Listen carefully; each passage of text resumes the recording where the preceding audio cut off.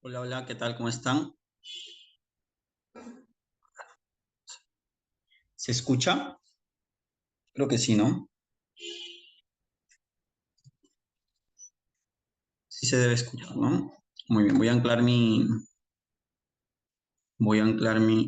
perfil. Ahí está. Perfecto. ¿Qué tal? ¿Cómo están? Muy buenas noches con todos. Muy buenas noches. Es un placer nuevamente estar aquí con ustedes eh, para hablar acerca de lo que es el trauma. Trauma prehospitalario, trauma intrahospitalario incluso, ¿no? Acerca de lo que es todo lo concerniente al trauma, ¿ya?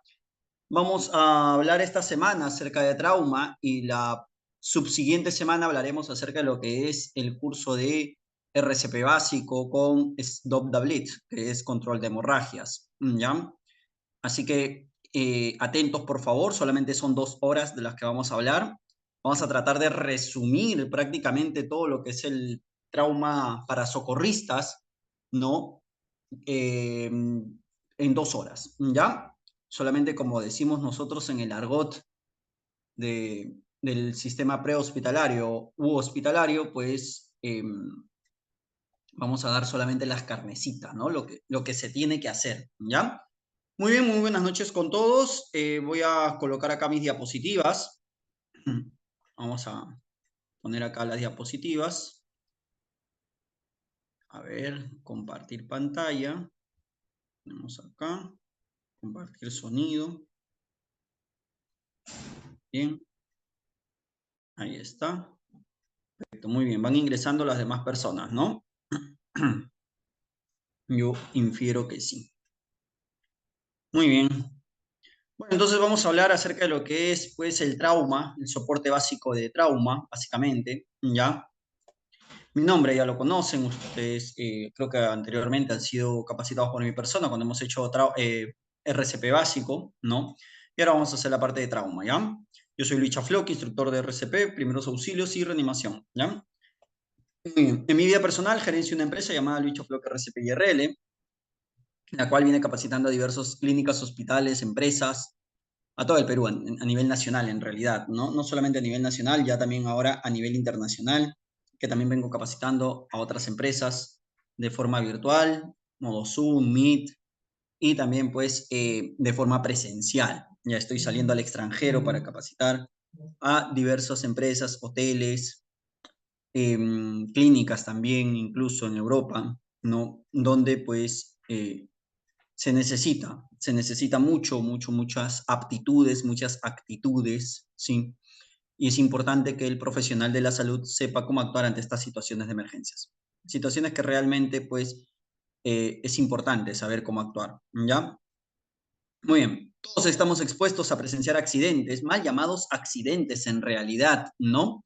Em, en Chile ya le han cambiado el nombre, ya no se llama accidente, sino se llama incidente. Y miren, ese juego de palabras nada más que ahora pues hablamos de, ya no es un accidente, porque en realidad el accidente como tal no existe, ¿no? Sino lo que existe es el incidente, ¿sí? Esa negligencia del ser humano, ¿no? De personas que pues al tener un vehículo a motor, no lo revisan antes de salir, si está calibrado, el freno, las bujías, el líquido y etcétera. Todo lo que se tiene que revisar, lo que te preguntan en un examen para sacar tu licencia de conducir, ¿no? Igual la moto, las motos lineales y todo. Entonces, en Chile han cambiado esta palabra de accidente por incidente y hoy en día, cuando suceden estos mal llamados accidentes de tránsito en este país, pues ya las personas son juzgadas, ¿sí? Ya son juzgadas, introducidas a un penal, a la cárcel prácticamente por 5 o 10 años de pena privativa de su libertad, porque eso han estipulado ahora en el Código Penal de Chile, ¿no? Entonces, pero acá no. Acá, lamentablemente, todavía esa palabra llamada accidente, ¿sí? Te hace buscar la falla, ¿no? La falla del motor, la falla del freno, del líquido y etcétera, ¿no? Por ejemplo, hace poco nada más acá en la ciudad de Lima, en una avenida muy concurrida, que dicho sea de paso es la primera ciudad en el mundo, la avenida Bancay en Lima, es la primera ciudad en el mundo hasta hoy en día, del año 2018, que tiene mayor contaminación auditiva. Es increíble. Ganamos en lo peor nosotros. Entonces, Un señor dice que va manejando, se distrajo con su perrito, su mascotita que iba detrás en su vehículo y atropelló a 10 personas, ¿no? Dejando a 3 muy graves. ¿Sí? Entonces, no fue un accidente, obviamente, esto es un incidente y una negligencia, ¿no? Pero pues lamentablemente pues el abogado se agarra de eso en el Código Penal, pero acá dice accidente y fue falla del motor y fue falla de líquido y etcétera, ¿no? Entonces esa palabra tan importante, ¿no? Una palabra tan importante, ¿cómo puede definir entre la responsabilidad, ¿no? Y la negligencia realmente? Todos estamos expuestos a presenciar pues incidentes y o enfermedades súbitas, como un paro cardiorrespiratorio, la muerte súbita, y es por ello que como primer respondiente, ¿no? Tendremos la capacidad para realizar una evaluación inicial. A eso le llamamos nosotros triaje. Un triaje, ¿no? Un triaje es lo que tenemos que hacer, ¿ya? En la emergencia, ¿no? Identificando los riesgos, para eso, si identificamos un riesgo, es porque hemos hecho una evaluación de la escena. Quiere decir, ante toda situación de emergencia, y esto te lo voy a repetir siempre, ante toda situación de emergencia, siempre, lo primero que nosotros tenemos que hacer, ¿qué cosa es? Asegurar el escenario. Una ley de oro, una regla de oro en primeros auxilios, en RCP, en trauma, en PHTLS, ATLS, etcétera. ¿Sí? Una regla de oro, honestamente, ¿cuál es? Una regla de oro es que ante toda situación de emergencia, cualquier incidente, cualquier emergencia médica que tengas en la calle o en tu casa o en el hospital, siempre, escúchame bien, siempre tienes que asegurar la escena. La zona tiene que ser segura tanto para ti como para las personas que están alrededor, así como para la víctima también. Una regla de oro de los bomberos nos dice, nadie es héroe. Primero tú, segundo tú, tercero tú y siempre tú. ¿Sí? Porque no queremos tener más víctimas, pues no queremos que seas parte de esa víctima. Por eso que es importante siempre asegurar el escenario, ¿ya? Identificando los riesgos que pueden amenazar la vida de la víctima, ¿no? Iniciar un soporte básico de vida, BLS, PHTLS, un stop the bleed, de acuerdo a lo que tú veas, de acuerdo a tu triaje. ¿Qué tipo de triaje vas a evaluar? Si es un triaje STAR, si es un triaje SHORT, ¿no? Ahora vamos a hablar acerca de ello así someramente, rápidamente, nada más. U otros cuidados inmediatos durante una emergencia médica. Entonces, los principios básicos que debemos de tener, ¿sí? Si estás seguro de lo que vas a hacer, actúas, lo haces, porque estoy seguro, ¿no? Estoy seguro, completamente seguro. A mí me da muchísimo gusto que la licenciada que siempre me contacta, ¿ya? Me dijo que era de Virú, ¿no? Una provincia, un departamento, una ciudad, ¿ya? Eh, Me contacta para capacitarlos, ¿no? Me dice, siempre, o sea, me da gusto que estoy contando, ¿no? Cada 3 meses lo están haciendo y eso es importantísimo. Yo no sé si ustedes trabajan en áreas críticas, en áreas de emergencias, etcétera, pero es importante que siempre estén refrescando ese conocimiento. Eso es importante. Entonces, si tienes dudas porque no tienes las actitudes, pero para tener las actitudes, ¿no? Tienes que tener por encima de ello las aptitudes con P, el conocimiento. Recuerde usted que solamente el conocimiento salva vidas. Si yo no tengo el conocimiento, puedo cometer errores. Y los errores se llaman negligencia, son muertes. ¿Sí? Y eso es un problema. Si no estás seguro de lo que vas a hacer, no lo haces. Si la escena te resulta difícil de asimilar, pues es preferible abstenerte de participar y puedes solamente pedir ayuda, nada más, ¿no? Ahora, ¿cuál es ese número de emergencias? La vez pasada, hace 3 meses aproximadamente, hablábamos de un número de emergencias, ¿recuerdas? En caso de emergencias médicas, ¿no? Como esta, por ejemplo, ante una caída que está en aumento hoy en día, ¿ya? Es el 106, la ambulancia del SAMU, la recuerdas, ¿verdad? Cuando hablemos de BLS, RCP básico, vamos a hacer el número de emergencias, pero ya te lo voy dando. Es el 106, ¿no? La ambulancia del SAMU, ¿cuál es el número que tenemos que pedir ayuda? ¿Ya? Entonces, una regla de oro es no movilizar innecesariamente a la víctima, ¿sí? Tenemos primero que evaluar todo el escenario, hacer el algoritmo. Acá el algoritmo es una pregunta de examen. ¿Cuál es el algoritmo, el nuevo algoritmo de la 10ª edición, desde la 9ª hasta la 10ª edición prácticamente, ¿no? ¿Cuál es ese nuevo algoritmo del trauma? ¿Cómo atiendes tú a un paciente con trauma? El nuevo algoritmo es X, anteponiendo siempre ante el clásico que teníamos, el ABCDE, ¿se acuerdan ustedes del ABCD? No, ahora ya no, ahora anteponemos la letra X. Y ahí entra el cursito que le vamos a hacer la subsiguiente semana, ¿no? El 22, que es el Stop the Bleed, control de hemorragias. ¿Sí? Ese es el curso que vamos a hacer, ¿no? Entonces anteponemos ante todo el ABCD, anteponemos la letra X para hablar acerca de lo que es el control de hemorragias, que pone en riesgo la vida. Solamente tenemos 4 minutos en caso de una hemorragia arterial, una hemorragia externa exsanguinante, ¿no? Muy bien. ¿Qué podemos lograr? Bueno, identificar en caso de accidente las causas probables, la naturaleza, la gravedad de las lesiones, adoptar medidas inmediatas para evitar una posible amenaza de pérdida de la vida del accidentado, reducir al mínimo los riesgos de agravar los daños propios, ¿no? Incluso los de la víctima. Para eso hacer un buen triaje, ¿no? Algunas consideraciones legales que les traigo ante estas situaciones de emergencia, ¿cuáles son? Bueno, según el Decreto Supremo número 18, año 2016, ¿sí? Dice, los primeros auxilios no constituyen atención de salud y son suministrados por personas que recibieron una capacitación, así como ustedes, en medidas de primeros auxilios, ¿no? De trauma, BLS, etcétera. Son actividades fundamentales y decisivas hasta que llegue la atención, pues, de salud requerida, ¿no? Una ambulancia, la Alfa 3, por ejemplo, ¿no? Acá el SAM. Y se debe incluir, pues, un soporte vital básico, un uso del desfibrilador externo automático, y también lo que es el trauma, el PHTLS, ¿no? El trauma prehospitalario. ¿Sí? En nuestro país existe una ley, la ley 30.200, la ley que promueve el auxilio oportuno al público en los centros comerciales y lugares públicos, ¿no? Generalmente, bueno, en los centros comerciales básicamente. Algunos lugares públicos también son campos deportivos de fútbol, restaurantes, clínicas u hospitales, centros de salud, que deberían de, ¿no? Deberían de, pero lamentablemente no lo tienen, ¿ya? Entonces es importante, ¿sí? Que usted sepa que en nuestro país, en Perú, en todo el litoral peruano, existe ya una ley, que es la ley 30.200. Como te digo, es la ley que promueve el auxilio oportuno en centros comerciales y lugares públicos, ¿no? A todo el público, básicamente, que asiste a estos lugares. En un cine, por ejemplo, en un gimnasio donde muchas personas han fallecido atragantadas o por haber comido, pues, maíz popcorn, o como le llamamos coloquialmente, cancha, ¿no? Canchita. Entonces, la ley está, también está la ley general, la ley de seguridad y salud en el trabajo, que es la ley 29783. ¿Sí? Entonces, ¿tenemos un soporte legal? Por supuesto que sí.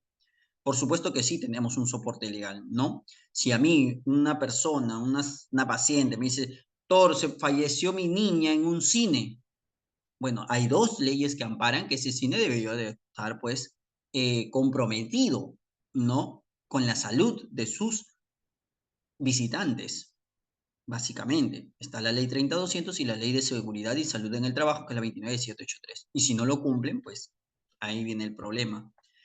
Entonces, ¿cuáles son los impactos sociales del trauma? Pero para hablar de ello, primero tenemos que remontarnos al año de 1978, donde un cirujano, ¿no? Un cirujano en Estados Unidos, en Nebraska, decide pues un día salir a pasear, ¿no? Pues, tenía su avioneta, el doctor, y pues con sus 3 hijos, su esposa, suben a la avioneta, se dan una vuelta, pasean, ¿no? Por ahí por Nebraska, en Estados Unidos, y pues cuando regresan, hubo una falla en el motor, en la avioneta, etcétera. No, tal vez no revisó adecuadamente esta avioneta, este vehículo, y se estrella en campos de maíz. Al estrellarse, él pues atiende, ¿no? Antes de estrellarse, lo que hace es comunicarlo por radio a la central de emergencias, al 911 en Estados Unidos, y cuando comunica a la central de radio, ya luego los rescatistas han llegado en una hora aproximadamente o 30 minutos, y cuando comunica, bueno, mientras tanto él pues con los pocos recursos que él tenía en la mano, lo que él hace es eh, ayudar a actuar, ¿no? Actuar ante la situación. Su esposa murió de inmediato, ipso facto y en el acto, en el lugar, ¿no? Su esposa se murió ahí en el lugar. Pero sus hijos dos quedaron gravemente heridos, ¿sí? Y uno, pues, bueno, uno, pues, quedó con heridas leves, ¿no? Pero sí, entonces, qué importante es, él dijo, cuando él ya luego de esto, él llega pues al hospital, ¿no? Ya llega la ambulancia, llega al hospital con sus hijos, ¿sí? Él dice, acá hay un problema grave. Mira, en Estados Unidos, te hablo de aquella época, el año de 1978, ¿no? Entonces él dice, acá hay un problema grave. El problema es que los que atienden en la ambulancia lo han atendido mal. Yo, siendo cirujano, he atendido muchísimo mejor a mis hijos, ¿no? Con los pocos recursos que tengo, y ellos con los recursos que tienen, su ambulancia, la han atendido pésimo. Entonces él hace su crítica, tiene su pensamiento crítico, y lo que hace es, pues, construir un curso llamado el ATLS, que es el padre y la base para el PHTLS, para el trauma. Y luego viene el ITLS y etcétera, ¿no? Entonces, en base a todo esto, el cirujano dice, no, no, este es un problema muy serio, ¿no? Yo no puedo permitir, o sea, no puedo ser tan egoísta porque mira, hoy me pasó a mí, no. Y pues las personas, los profesionales de la salud, técnicos, licenciados, paramédicos, técnicos de emergencia, como le llaman en Estados Unidos, pues tienen que saber también cómo actuar ante una situación. Entonces, ¿cuáles son los impactos sociales del trauma, de este trauma? ¿Sí? Mira, estadísticamente nos dice que 5 millones de muertes, hay 5 millones de muertes por año. Anualmente se mueren 5 millones de personas. Anualmente. Increíble, ¿no? Por trauma. Colisiones vehiculares a motor, caídas, también que está en aumento. Personas mayores de 65 años, ¿sí? De 60 años, adultos mayores que se están cayendo por la inestabilidad de su sistema neurológico, su sistema de estabilidad, etcétera. Se estima que para el año 2030 esto va a ir aumentando, las caídas y las colisiones de vehículo a motor. ¿Pero por qué aumenta, doctor, las colisiones de vehículo a motor? ¿Por qué? Porque está aumentando también, ¿qué cosa? ¿Qué está aumentando? Está aumentando la demanda de los vehículos, los créditos, o sea, es muy bueno, la economía está bien, perfecto, pero eso no va de la mano con el sistema de salud. Porque al aumentar la oferta y la demanda, aumenta los vehículos y aumenta la importación, porque ahora ya todo es globalización. Yo importo vehículos chinos, japoneses, alemanes, franceses, europeos, etcétera, ¿no? Los vendo a precios cómodos, económicos, e incluso así doy créditos, los financio con bancos acá, ¿sí? Y eso lleva a que el usuario, el cliente, lo compre, ¿no? Que se endeuda por 2, 4, 3 años tal vez, pagando pues una cuota mensual, ¿no? Con intereses y etcétera, pero ya tiene su vehículo. Aumenta la demanda de los vehículos porque más personas quieren viajar cómodamente en su vehículo, ¿no? Ya tienes un cierto estatus social, tal vez usted es licenciado, usted técnica, doctor, ya tienen estatus social y quieren viajar cómodamente en su vehículo, quieren salir con su familia de paseo, etcétera. Quieren tener a disposición un vehículo a motor. Al aumentar, también aumenta ¿qué cosa? También aumentan las colisiones vehiculares, los mal llamados accidentes de tránsito. Y no solamente está en aumento ello, ¿qué más está en aumento en Latinoamérica? Las motocicletas, ¿no? Las motocicletas están en aumento. Y lamentablemente las calles, las pistas de nuestro país no están adaptadas. La ingeniería no ha adaptado todavía, estamos en los años 1900. No hemos pasado esa brecha en los 2000. No hemos adaptado las pistas. No hemos adaptado pues todo ello, ¿no? Por ejemplo, el piloto de ambulancia, hace 2 semanas estábamos capacitando a un hospital, sí, le pregunto al piloto de ambulancia, señor, usted, ¿cuál es la velocidad máxima que debería de ir en un accidente cuando está transportando una víctima en paro cardíaco? Doctor, yo le meto 80, 100 kilómetros por hora, salvaje, porque no tienes otro nombre, salvaje, ¿cómo vas a hacer eso? ¿Cómo vas a arrancar hasta 80 o 100? Estás en Lima. Y si estás en provincia, estás en Trocha. ¿Cómo vas a meterle 100, 80? ¿Qué pasa? ¿Qué sucede con ellos? Hay baches, hay rompemuelles, hay semáforos, hay motos lineales. Revisaste tu ambulancia. Se te puede salir una llanta en el camino. Y no solamente llevas a la víctima, llevas a profesionales de la salud, llevas a médicos, licenciados, técnicos. No puedes hacer eso. La velocidad máxima, señor, es 35 kilómetros por hora. Es que tiene que llegar, no es que llegue como sea, es que tiene que llegar. Pero para eso tu personal que está dentro de la ambulancia tiene que estar debidamente capacitado. Con un BLS, un PHTLS, un Stop de Bled, un PALS, un NALS, de acuerdo a lo que es, al tipo de paciente que tienes, ¿no? Porque si no sucede esto, mira. 886.4 mil millones de dólares, según el Consejo Nacional de Seguridad de Estados Unidos, se gastan en pacientes de trauma. Es un montón de dinero, es un platanal, bastante. 14.000 muertes diarias, colisiones de vehículos a motor. Todos los días se muere gente en las calles. Si hay lluvia, peor. Mira los baches. Ahí están, en la imagen inferior izquierda. Mire esos baches. Obviamente que eso desestabiliza el auto. Está bien, en ese momento no te desestabilizó, eres un muy buen conductor, perfecto. Pero después de eso tienes que revisar tu vehículo. ¿Por qué? Porque obviamente ha quedado dañado, ¿no? La dirección, etcétera. Como ves en las otras imágenes, ahí está, en la parte inferior derecha. Se puede salir una llanta, ¿no? Los timones, que ahora son hidráulicos, etcétera. Entonces esto va en aumento. Las caídas, como te dije, mayores a 65 años de edad. Mayores a 65 años de edad. Personas que se caen, ¿no? La población geriátrica está en aumento. Tal vez tú donde estás en tu centro de salud tienes más población geriátrica, ¿sí? Quiero que hagas una parte de un pensamiento crítico. Piensa en el devastador impacto, ¿sí? Quiero que pienses en el devastador impacto que puede tener una lesión en la calidad de vida de una persona. Por ejemplo, ¿qué pasaría? Imagínate, yo por ejemplo, me pongo como ejemplo. A mí cuando me invitan a jugar fútbol, me dicen, doctor, vamos tal día sábado a las 2 de la tarde, tal sitio. Una hora nada más para jugar fútbol. Acá yo voy, pero acá por 10 soles te patean, te matan, te hacen de todo. Por 10 soles, que la apuesta para, ni siquiera la apuesta es para pagar la cancha, ¿no? Entonces, como no tenemos una buena estabilidad emocional, porque ese es otro problema también, el problema de la estabilidad emocional, la salud mental y etcétera, ¿sí? Entonces, ¿qué hacen? Te patean.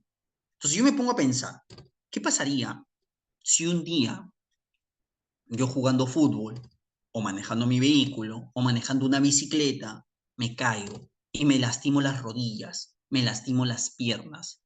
¿Podría dictar yo el curso de trauma, de RCP y etcétera? Honestamente, yo en lo particular no podría, porque no me voy a poder arrodillar para enseñarte cómo hacer la RCP o la reanimación. Mi trabajo es ese. Yo me sentiría mal, frustrado, tal vez, el no poder arrodillarme, ¿no? Entonces, quiero que pienses eso. Tú, por ejemplo, usted, licenciada, ¿qué pasaría si un día, por ejemplo, pues, no sé, estás, pues, tienes un accidente, tal vez con una máquina, te cortas la mano, te cortas un dedo, ¿no? La mano diestra, la mano que más utilizas tal vez para colocar tu guía, para colocar tu CBC, para atender a tus pacientes, etcétera. ¿Podrías seguir viviendo con eso? ¿Cuál sería la calidad de vida que tú tendrías? Quiero que pienses eso, ese pensamiento crítico. Puedes pensar en algunos ejemplos de lo que hayas sido testigo tú, de todo lo que ves en el hospital, un niño, por ejemplo, cómo quedaría después de una fractura de tibia peroné. Tal vez ese niño era pues un joven talentoso en el deporte, pero ya no lo va a poder ser. Tal vez sí, si estaría en otro país más desarrollado, donde rápidamente pues le reconstruyen el fémur, le reconstruyen la tibia y el peroné. Pero en nuestro país y en provincia, en departamentos más alejados del Perú, tiene que ser trasladado a Lima y etcétera. Es un tema, un gasto, ¿no? ¿Se podrían haber evitado estas lesiones? Por supuesto que sí. Por supuesto que sí. ¿Yo de qué manera las evito? La primera vez que fui a jugar pelota me patearon, a la segunda ya no voy. Claro, ya no estoy, también considero, ya no estoy en una edad como para, no soy tan mayor, pero ya no tengo una edad como para poder estar dejándome que me pateen, etcétera, ¿no? Entonces, si no, ¿sabes qué? Gracias, ese día tengo guard, tengo esto, tengo lo otro, mejor, evito, evitas. Hasta cuando estás manejando, hasta cuando estás haciendo un procedimiento, se trata de evitar la mejor forma, siempre lo han dicho, la mejor forma de evitar, pues, de evitar una pelea, ¿no? Es quedándote callado, manteniendo la inteligencia emocional, aunque en ese momento quieras hacer de todo, pero no, tranquilo. ¿Cuáles son las metas? ¿Cuál es la filosofía del trauma? Reducir la mortalidad y las lesiones causadas por traumatismos, en lo más mínimo, ¿no? En lo más mínimo, esas lesiones que te dejan los traumas, las caídas, los incidentes de tránsito, etcétera. Proveer conocimiento. ¿De qué se trata este curso? De proveer conocimientos y habilidades a ti, que vas a ser socorrista, ¿no? O brigadista, es llamarlo.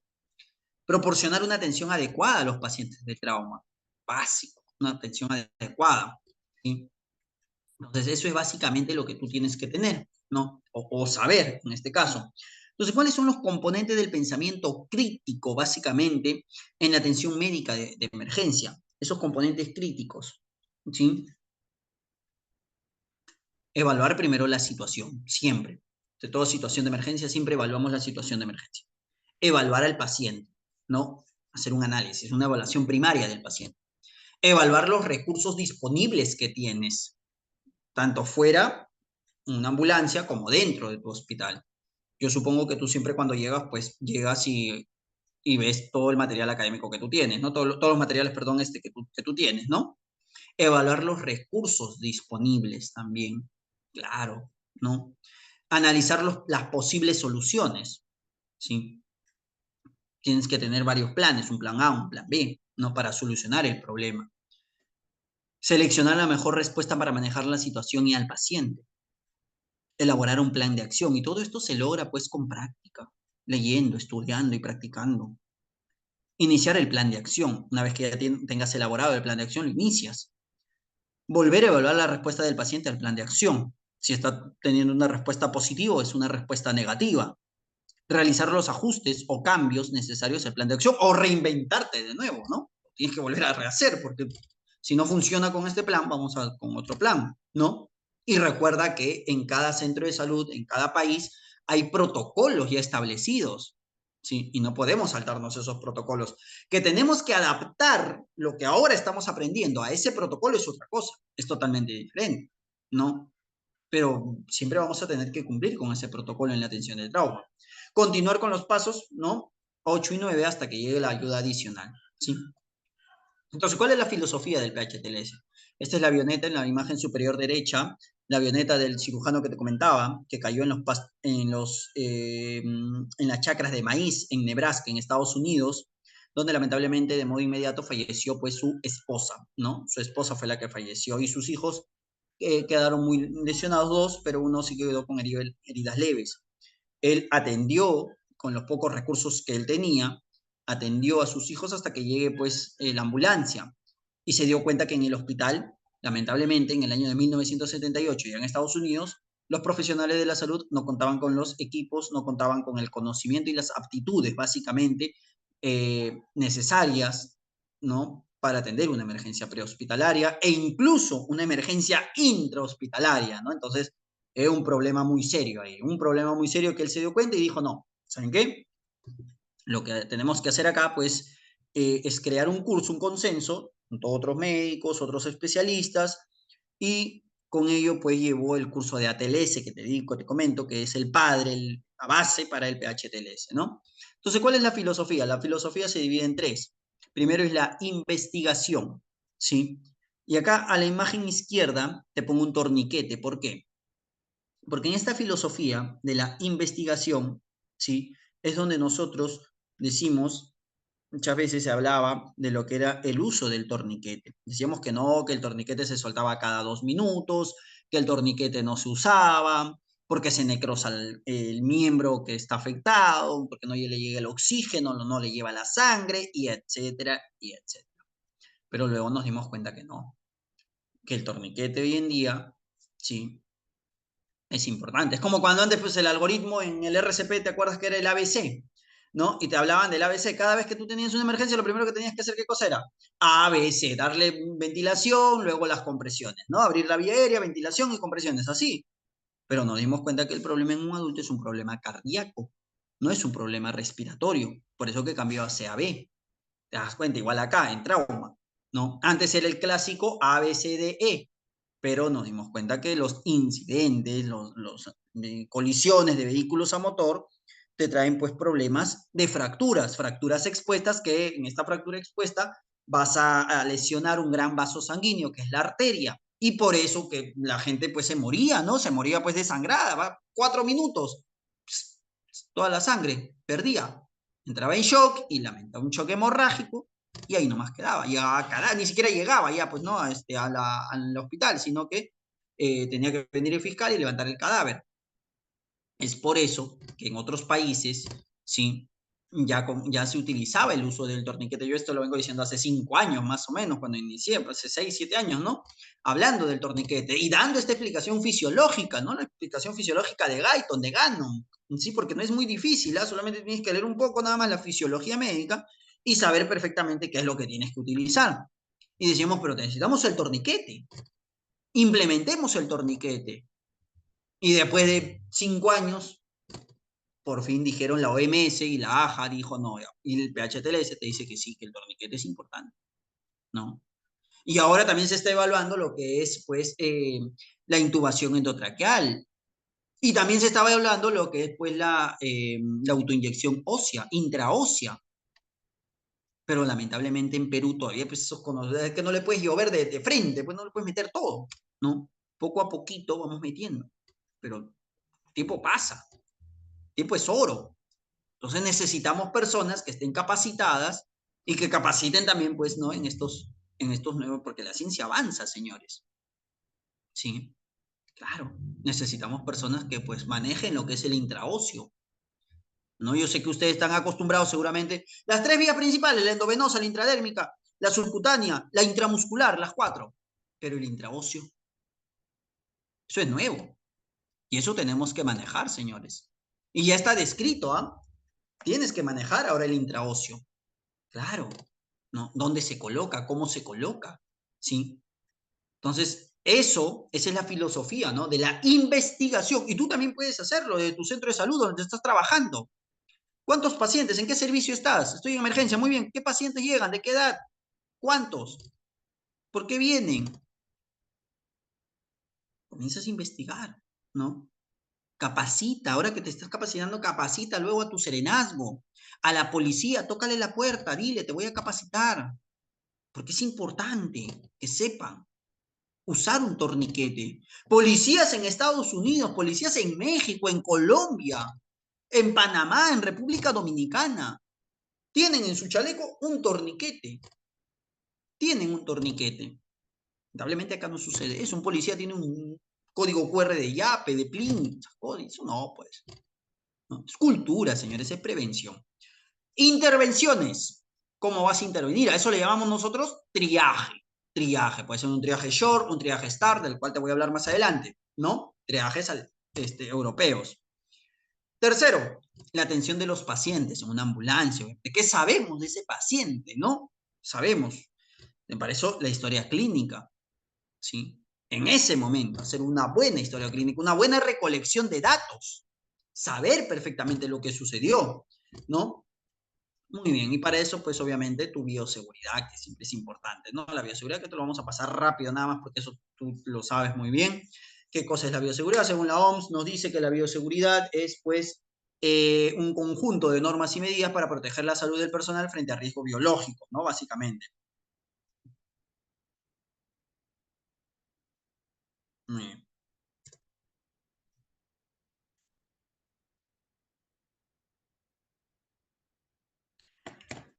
Más que nada para evitar, pues, fluidos, ¿no? El contacto de fluidos, ¿ya? Bueno, esto tú lo sabes, así que no es tanto, ¿ya? Muy bien, siempre tenga presente el uso de barreras protectoras. En COVID esto, pues, se vio muchísimo, ¿no? Se vio muchísimo el EPP, el equipo de protección personal, ¿ya? Entonces, la comunicación en caso de emergencias, en caso de una emergencia, ¿ya? En caso de una emergencia, pues, el número, ¿no? ¿A quién llamamos? Al 106. ¿Cuál es el número? El 106, ¿ya? El 106. La ambulancia, el SAMU, ¿no? En caso de un sismo, que hace poco nada más acaba de haber un sismo muy fuerte en Carabelí, en Arequipa, si no me equivoco, y las personas no saben a quién llamar, se desesperan, etcétera. Defensa Civil, te comunico, Defensa Civil ha creado un número que es el 119. Usted desde su dispositivo móvil marca el 119, porque eso es lo que tienes que marcar, el 119, ¿ya? Marcas tú el 119, esto apúntalo si quieres, si deseas, no tengo ningún problema, eh, porque no están las diapositivas, no lo he colocado, me acabo de acordar, ¿ya? Pero en Defensa Civil hay un número, ¿no? De Defensa Civil, que es el 119. Se demostró en el año 2007, en el terremoto que hubo en Ica, ¿sí? De 7.9, fue terremoto en realidad, ¿no? Pero bueno, entonces se demostró que las redes de comunicación cayeron, colapsaron, ¿no? Todo el mundo llamando a mamá, papá, ¿dónde estás? Entonces, desde ahí Defensa Civil dijo, no, mira, si algo va a caer, nosotros tenemos que tener un número de emergencias. ¿A quién llamamos? ¿No? Para que las redes no se saturen.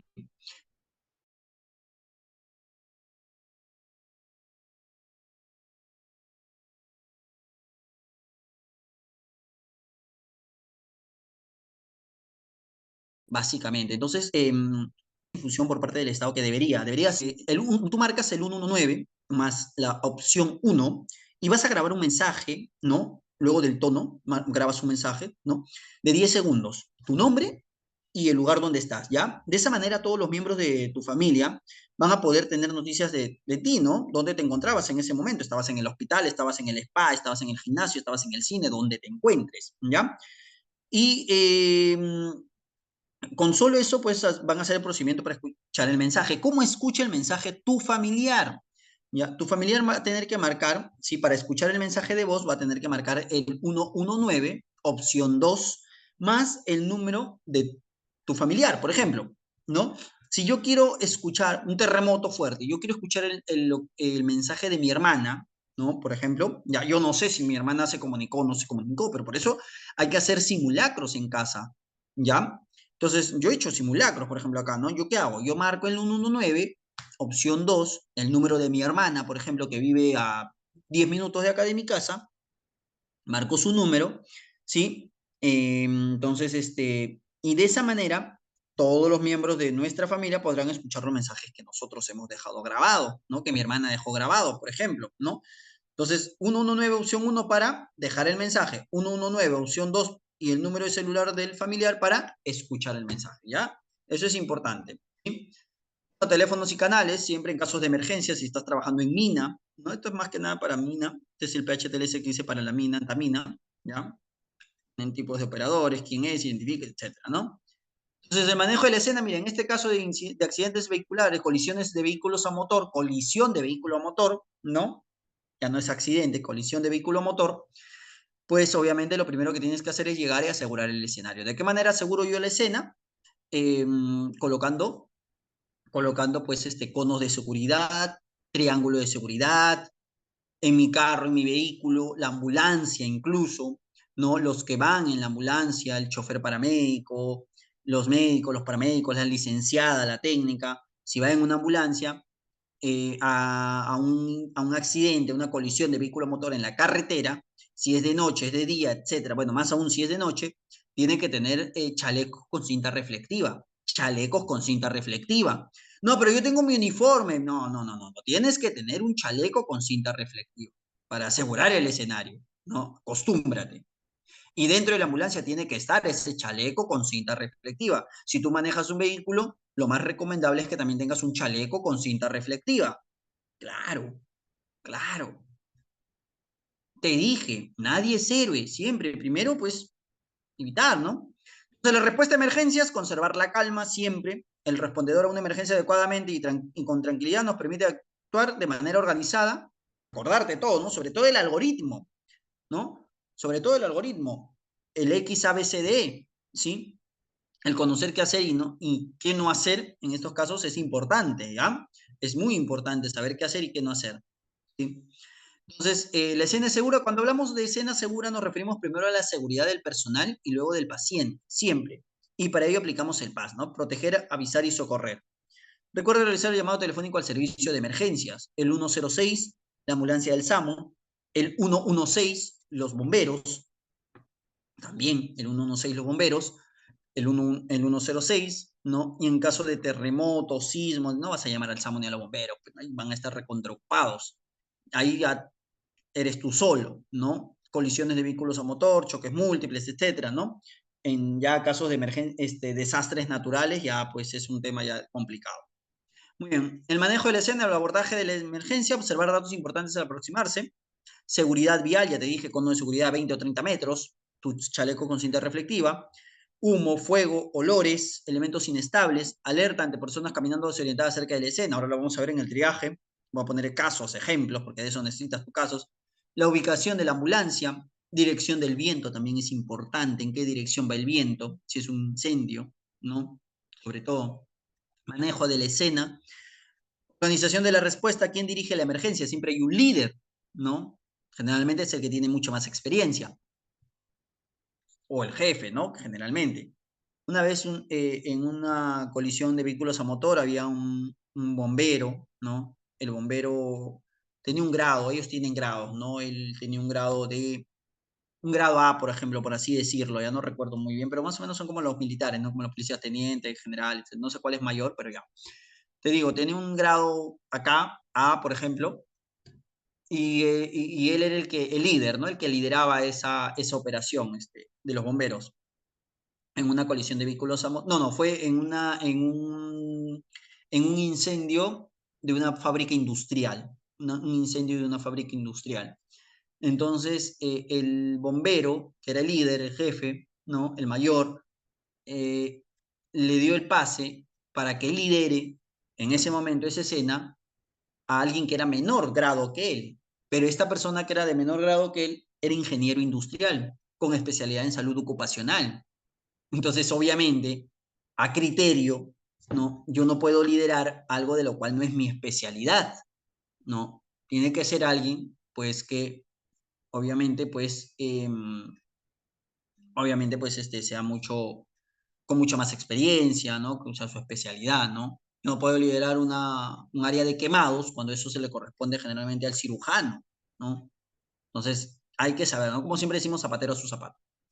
¿Quién dirige la emergencia? Asignación de responsabilidades. Es importante que hagan simulacros para ver, pues, los brigadistas. Supongo yo que en sus hospitales, centros de salud, ustedes han formado su brigada. Deben de tener una brigada de emergencia, una brigada de primeros auxilios, una brigada, pues, de número de emergencias, una brigada de transporte de víctimas, una brigada de pediátricos, de pacientes pediátricos. No sé qué tipo de hospital es o qué centro de salud es 1-1, 1-2, 1-3, 1-4. 2-1, etcétera, ¿no? Hospital de apoyo, qué sé yo. Identifique sus necesidades, mantener una comunicación adecuada siempre, con respeto, ¿no? Es importante. Sea parte de la solución, no seas parte del problema siempre, ¿no? Entonces, la hora dorada versus el periodo dorado, no es que tenga 60 minutos, ¿ah? Ojo, cuando me dicen, doctor, la hora dorada, entonces tengo 60 minutos, no, es un término figurativo nada más. Específicamente no es que tenga 60 minutos. Hay una dorada entre la vida y la muerte, pero puede haber, pues, segundos, minutos, ¿no? Es importante, 4 minutos te dije. Un paciente no siempre tiene pues ese lujo, ¿no? De la hora dorada según la gravedad de lesiones o daño. No es un marco temporal estricto de 60 minutos y varía de paciente a paciente según las lesiones, claro, pues, ¿no? Es un paciente que pues simplemente ha tenido un golpe y ya está siendo controlado, pues va a pasar 3, 4, 5, 6 horas. Pero si es un paciente que ha tenido una colisión de vehículo a motor en una moto lineal sin casco o un casco que no está certificado y ese casco se ha roto y él ha salido disparado, pues obviamente hay masa encefálica expuesta, él no tiene pues ni una hora ni un minuto dorado, ¿no? Él tiene segundos tal vez, ¿no? Para poder pues actuar. Sí, entonces acá hay situaciones reales.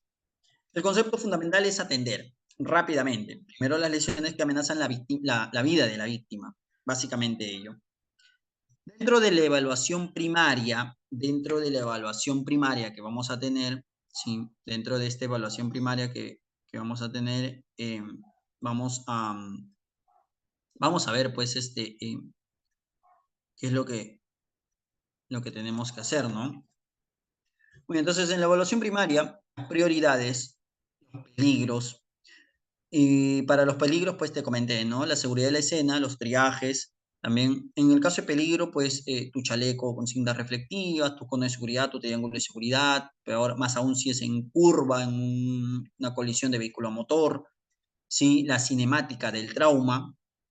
La revisión primaria, amenaza de vida, amenaza de extremidad, no amenaza, no hay shock, ¿no? Y acá básicamente lo que vamos a ver, ¿no? La evaluación primaria, impresión general, panorama rápido de los principales sistemas. Primero, ante el clásico, el algoritmo, ¿no? El algoritmo antes era ABCD, ¿te acuerdas? Ya, ahora ha cambiado, pues ahora ya no es el clásico ABCD, ahora es la X. Anteponemos ante el clásico ABCD, anteponemos la letra X, ¿sí? La letra X. que viene a ser pues el control de hemorragias, ¿no? Control de hemorragias exsanguinantes que le llamamos. Al aproximarte siempre ante una situación de emergencia, ¿sí? Vamos a ver pues la hemorragia, si es una hemorragia arterial, una hemorragia profusa, una hemorragia que pone en riesgo la vida. Y ahí viene pues en esta hemorragia, ya vemos la hemorragia, tenemos que controlar la hemorragia con agentes hemostáticos, con torniquetes, con gasa, con venda, con lo que tengas, ¿no? La letra X colocada antes del tradicional ABCD describe la necesidad de atender de inmediato, de modo ipso facto, la hemorragia después de establecer pues la seguridad en la escena y antes de abordar la vía aérea, siempre, ¿no? ¿De qué me sirve pues abordar la vía aérea cuando tu paciente pues está desangrando? Básicamente, ¿no? O sea, no va a haber una buena estabilidad metabólica dentro del cuerpo, ¿ya? Por eso que es importante primero anteponer, ¿no? La letra X y luego la A, B, C, D, ¿sí? ¿Ya?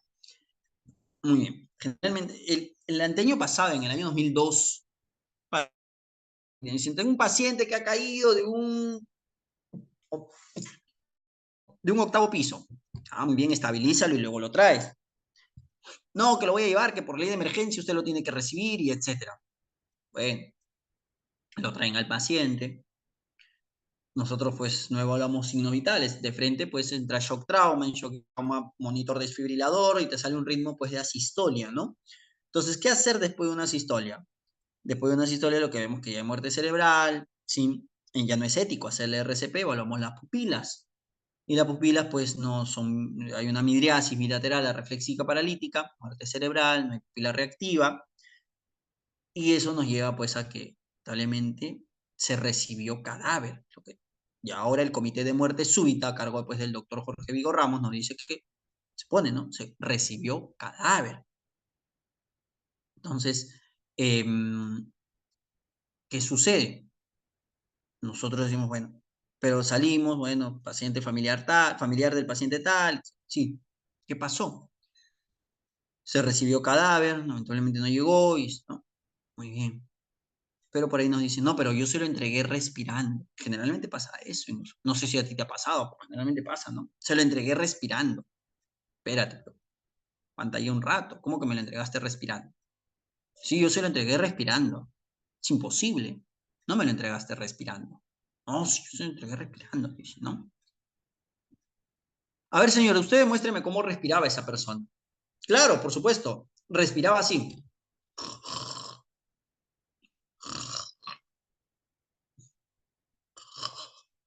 ¿Qué tipo de respiración es esa?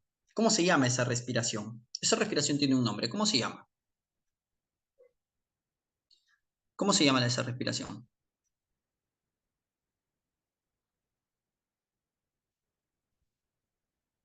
Respiración jadeante, ¿no? Respiración jadeante, respiración boqueante, ¿sí? Respiración jadeante o respiración boqueante. Básicamente, esa respiración se llama así, ¿no? Respiración jadeante o respiración boqueante. Entonces, señor, usted no me lo entregó respirando. Me lo entregó con signos de muerte súbita, ¿sí? No me lo entregó respirando, así que eh, no llegó el paciente respirando. Llegó con respiraciones jadeantes, respiraciones boqueantes. Muy bien. Entonces hay que tener mucho cuidado con eso porque eso te puede traer un problema legal, ¿ya? Hay que tener mucho cuidado con ello porque te puede traer un problema legal. Sí, y hay que evitar todo este tipo. Hay que estar muy concentrados realmente, honestamente. Tienes que estar en una situación de emergencia, tienes que estar muy, muy concentrado en lo que estás haciendo. Para que lo hagas, tal vez no lo vas a hacer igual, no vas a hacer protocolizadamente, pero lo importante es que sepas qué sigue y qué es lo que tienes que hacer, ¿no? ¿Qué es lo que vas a hacer paso a paso, ¿no? Tal vez no tan exacto, pero sí juntar las 5 piezas o las 6 piezas de este rompecabezas para hacerlo, ¿no? Para hacerlo correctamente, ¿ya? Luego de la letra X viene la letra A, abrir la vía aérea, ¿sí? Que la vía aérea sea una vía aérea permeable, una vía aérea que realmente pues nos permita darle oxígeno. Y acá viene pues el término entre lo que vendría a ser la preferencia, ¿no? Entre lo que vendría a ser pues es en este caso los principios y la preferencia, ¿no? Básicamente, entre un principio y una preferencia. El principio es que le llegue oxígeno al paciente, que se haga el intercambio gaseoso entre CO2 y oxígeno, ¿no? En los alvéolos pulmonares. Ese es el principio, que el eritrocito capte con la molécula, con la proteína llamada hemoglobina, con sus anillos de hierro, la vitamina C, las 4 moléculas de oxígeno. Eso es lo importante, eso es lo que tiene que suceder. No, esa sería pues el caso del principio. Pero en el caso de la preferencia, ¿cómo permito yo eso? ¿Cómo permito yo que el oxígeno siga intercambiándose en un paciente politraumatizado, en un paciente traumatizado? ¿Cómo lo hago? ¿Sé cómo hacerlo? ¿Tengo los recursos para hacerlo? ¿Me he capacitado para hacerlo? Ahí está el detalle. Ahí está el detalle, ¿no? Ahí es importante. Ahí está el detalle. Claro, porque una cosa es decirlo, una cosa es, pues, pero otra cosa es hacerlo y tener los recursos, ¿no? Y ahí viene el problema. Muy bien. Vamos a ver acá. Sigamos bien. Entonces, la evaluación primaria, primero, vamos a proteger, comprobar el estado de conciencia. Responde sí, bueno, valorar su estado. Tú que eres profesional de la salud, seguramente ya puedes hacer puesto una escala de coma de Glasgow, ¿no? Y pedir ayuda si es necesario, ¿no? No responde. Pedir ayuda y abrir la vía aérea. Respira. Si respira, bueno, controlar, control de hemorragias, colocar en posición de recuperación, ¿sí? No respira. Ya llamaste al número, llamar al número de emergencia, ya habrás llamado, ¿no? E iniciar la reanimación, pues, ¿no? Muy bien. La evaluación primaria, ¿está usted bien? Responde de los hombros. La evaluación primaria es precisa, rápida y simultánea. Evaluación que nos permitirá, pues, determinar y priorizar las necesidades del paciente en solo pocos segundos, ¿no? La evaluación primaria o inicial es determinar y corregir las situaciones que ponen en riesgo la vida del paciente. Lo primero es determinar si presenta hemorragia exterior, si responde o no, con una pregunta simple, ¿no? Como, ¿recuerda lo que sucedió? ¿Cómo se siente? ¿Cuál es su nombre? Te puede mentir tal vez sin su nombre, ¿no? En caso que tengas el DNI a la mano. Luego la evaluación primaria, pues abrimos la vía aérea, verificamos la vía aérea con la maniobra frente-mentón, ¿sí? Dos dedos los ponemos aquí en el hueso, ¿no? Los dedos del hueso acá, ¿sí? Y elevamos el mentón, abrimos, ¿sí, no? O podríamos hacer también la técnica de lo que es la tracción mandibular, ¿no? La subluxación de la mandíbula, como se ve en la imagen derecha, ¿no? Esta parte de acá, la subluxación de la mandíbula.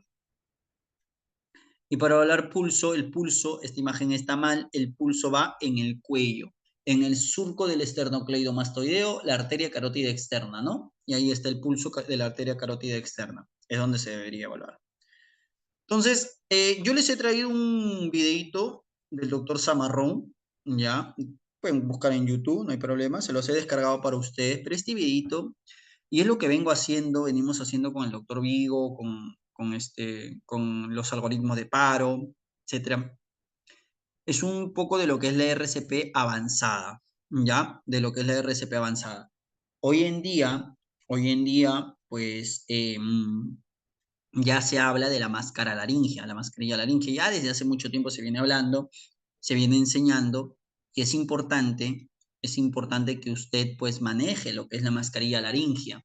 Ya es importantísimo que usted sepa y lo tenga en su maleta de emergencia, en su coche de paro, ¿no? Que tenga. Esto pues va a durar 1 hora o tal vez máximo 2 horas, pero es importante que usted tenga pues lo que es la mascarilla laringea, ¿ya? Es importantísimo. Entonces yo le voy a enseñar este video, ¿sí? Acá hay una descripción muy buena de lo que es la mascarilla laringea. Hay tipo de mascarilla, es para que llegue mejor, tapa lo que sería la glotis, va a llegar a la vía aérea directamente, ya no es un procedimiento tan invasivo y tan difícil como es la intubación endotraqueal, ¿no? Que tú usabas, recuerdas, tu laringoscopio, intubabas, ¿no? Luego metías el tubo endotraqueal, sacabas la guía, insuflabas el CAF, y lo ponías a la bolsa de reservorio, ¿no? La bolsa autoinsuflable, que es el ambú, y recién, entonces, para eso pues tenemos esta mascarilla laringea, que me gustaría que la vean, y me gustaría también pues que la manejen ustedes, ¿no? Que la sepan manejar,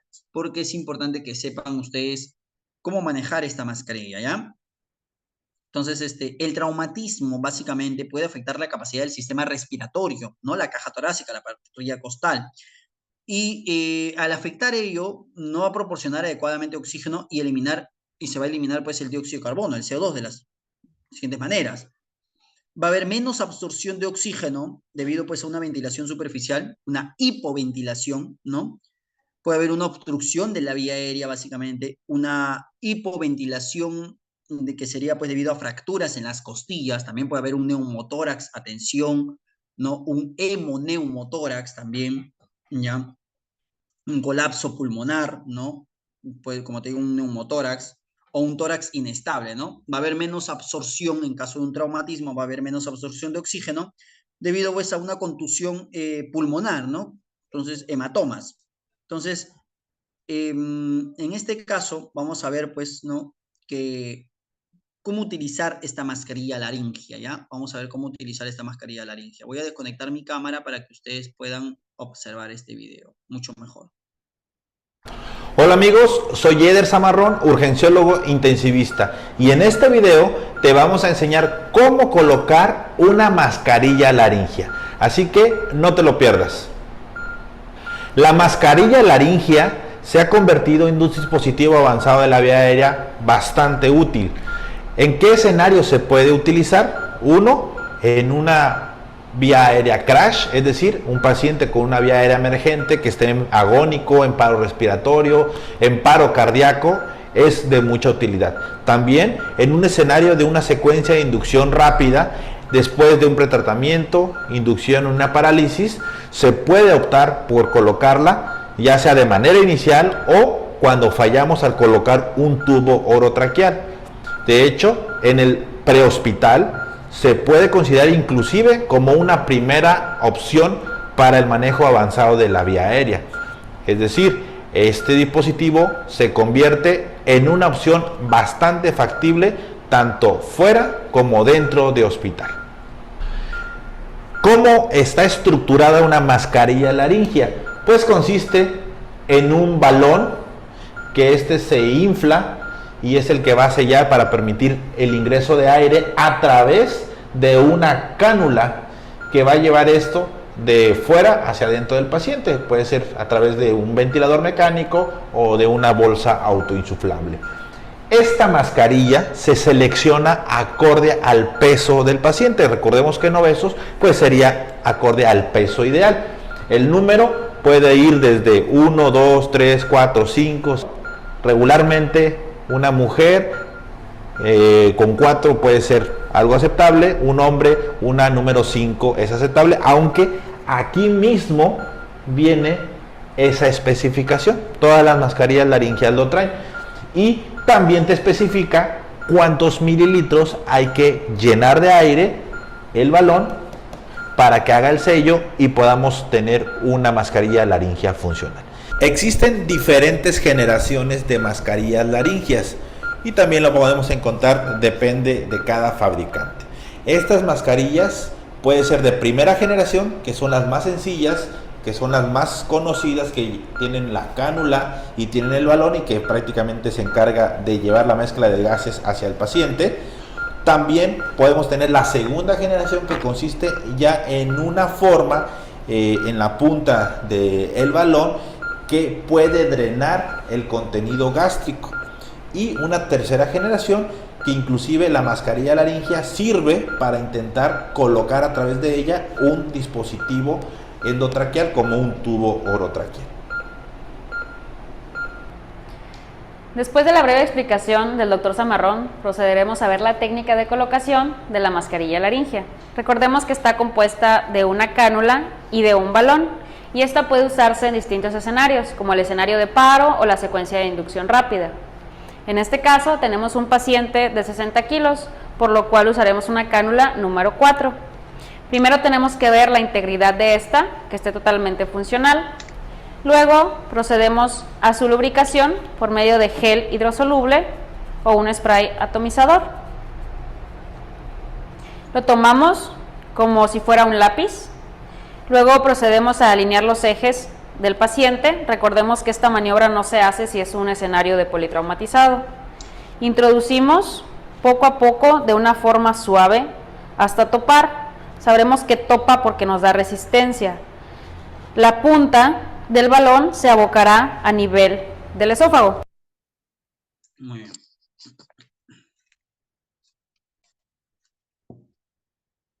Y insuflaremos 30 mililitros o con un manómetro, no un máximo. Hola amigos, soy Eder Sam. Bien, a ver, acá, ¿no? Por acá nos quedamos. Muy bien, a ver, escúchame acá. Entonces, la causa más frecuente de una obstrucción de la vía aérea va a ser que la lengua cae hacia atrás y obstruye lo que llamamos nosotros la hipofaringe. Recuerda que esto se divide en faringe, hipofaringe, nasofaringe y hipofaringe, ¿no?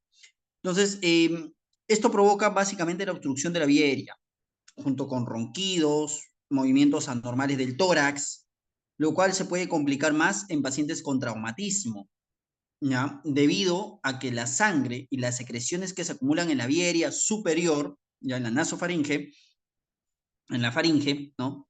Básicamente va a pasar ello. Entonces, esto se puede corregir de alguna manera cambiando la posición con maniobras pues simples de la vía aérea, una tracción mandibular, ¿sí? Estabilizándolo, ¿no? Básicamente. O la que te dije, recuerdas, te dije la subluxación de la mandíbula, ¿no? De que va a ser el desplazamiento de la mandíbula o el levantamiento del mentón con la maniobra frente-mentón. Otra causa frecuente de obstrucción de la vía aérea superior es la acumulación de secreciones, sangre y partículas en la hipofaringe, ¿no? Que va a ser cuando el paciente pues no puede mantener despejada la vía aérea debido a la disminución del nivel de conciencia o un traumatismo importante. El tercer lugar más frecuente donde se produce la obstrucción de la vía aérea superior es la laringe. Y acá tenemos que tener mucho cuidado con las cuerdas vocales, las falsas, las verdaderas, ¿no? Donde puede ser básicamente una causa de un traumatismo directo en el cartílago de la laringe o de las quemaduras por inhalación pues con edema de mucosa, ¿ya? Entonces, en esta situación se manifiesta con ronquera y un estridor, silbido agudo, un sonido pues bronco áspero, ¿no? Y en general se necesita pues un manejo avanzado ya de la vía aérea. Ahí sí necesitaríamos una intubación endotraqueal con laringoscopio, ¿no? O una vía aérea quirúrgica incluso. Entonces, todos estos procedimientos solo debe realizarlo pues el personal de los servicios médicos de emergencia básicamente, ¿ya? De su servicio médico de emergencia, ¿sí? Vamos a seguir, a ver. De 60 centímetros de agua. Al momento de hacer esto se va a sellar la hipofaringe, permitiendo solamente el paso del aire de la cánula a las cuerdas vocales. Finalmente vamos a conectarla a la bolsa autoinsuflable para corroborar su adecuada posición, auscultando de forma inicial en epigastrio y posteriormente en ambos campos pulmonares. Claro, en este caso, ella está pues ella está insuflando, pero ahí tenemos que tener otro socorrista, brigadista, colaborador, otro profesional de la salud, el médico, la licenciada, tiene que auscultar ambos campos pulmonares, ¿no? El ápex, perdón, ¿no? El epigastrio incluso, el epigastrio para ver pues si no está en estómago, ¿no? Y si no ha tapado, pues ha tapado la vía aérea y está pues, pasando por el esófago, ¿ya? Entonces es importante eso. Entonces, ¿qué sonido vas a escuchar en cuanto te comenté, ¿no? En este caso vas a escuchar en la vía aérea del paciente una respiración con gorgoteo, básicamente, va a ser un signo seguro de que el paciente no puede despejar la vía aérea y corre el riesgo de presentar pues aspiración o obstrucción de la vía aérea en la próxima inspiración, ¿no? Cuando inspire. Entonces, en esta situación puede corregirse, al menos temporalmente, por 2 horas, con el drenaje o la succión de la vía aérea superior, ¿ya? Otro profesional de la salud que va a tener pues que ayudar, ¿no? Que colaborar en esta situación, ¿ya? Base y en ápices. Recordemos que esta no debe tener un máximo de 2 horas, ya que puede causar lesiones mayores como necrosis a nivel de la mucosa. Y esta sería la forma adecuada de la colocación de la mascarilla. Muy bien, entonces, básicamente es lo que se tiene que hacer, ¿ya? Entonces tengan ustedes su mascarilla laringea, su máscara laringea, ¿sí? Muy fácil de utilizar, como lo acaban de observar, muy fácil de hacerlo, ¿ya? Hagan la evaluación de la vía aérea, ¿sí? Para la evaluación de la vía aérea va a necesitar pues poder evaluar la vía aérea para tratarla de modo eficaz, básicamente. Un paciente que está consciente y habla con una voz normal tiene la vía aérea totalmente permeable y despejada. O sea, te habla con voz normal y está consciente, está con la vía aérea permeable, ¿no?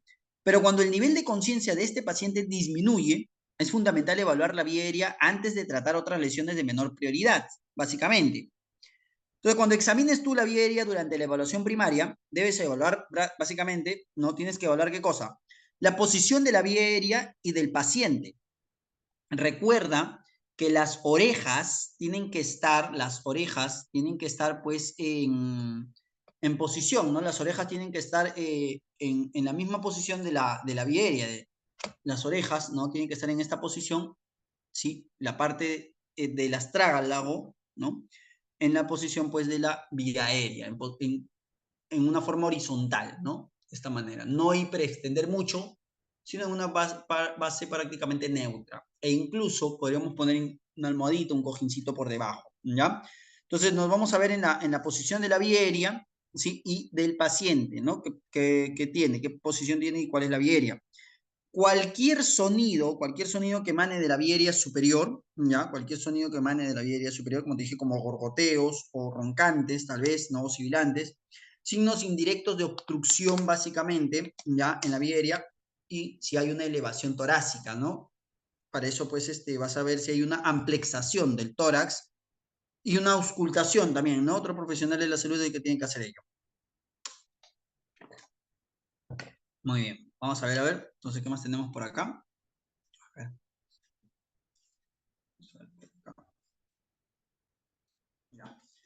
Entonces vamos a verificar si respira, si hay evaluación, ¿no? En cuanto a la evaluación primaria, ¿ya? Acá en cuanto a la evaluación primaria, ¿sí? Vamos a ver esto para que se vea mejor, ¿ya? En cuanto a la evaluación primaria, ¿no? Ya estamos en la B, en la letra B, ¿sí? La posición de la vía aérea y del paciente, como te decía, mira cómo lo tienen acá, ¿no?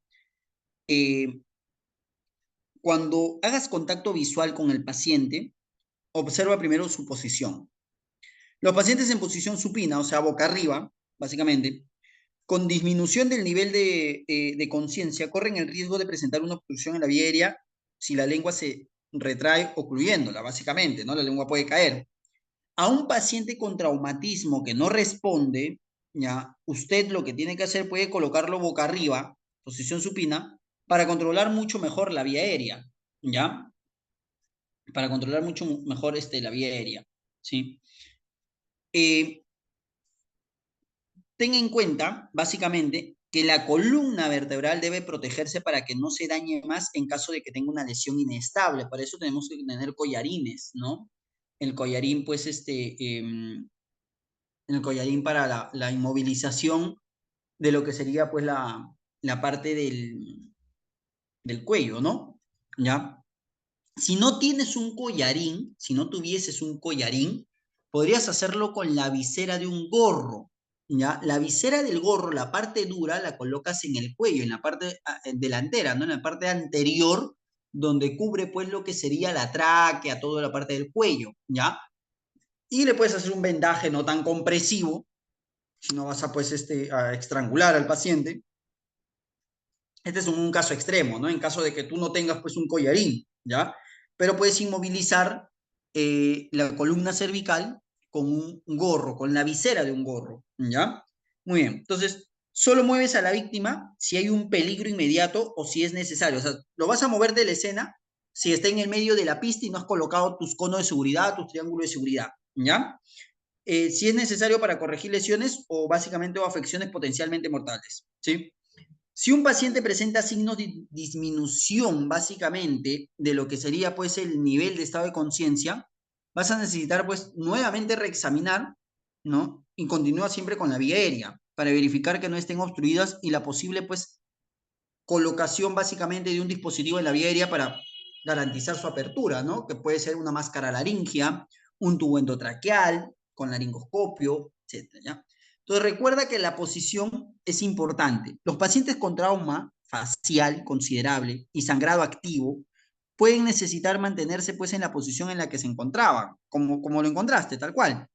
si puede mantener una vía aérea permeable, ¿no? O sea, si puede respirar así, déjalo así, no hay ningún problema.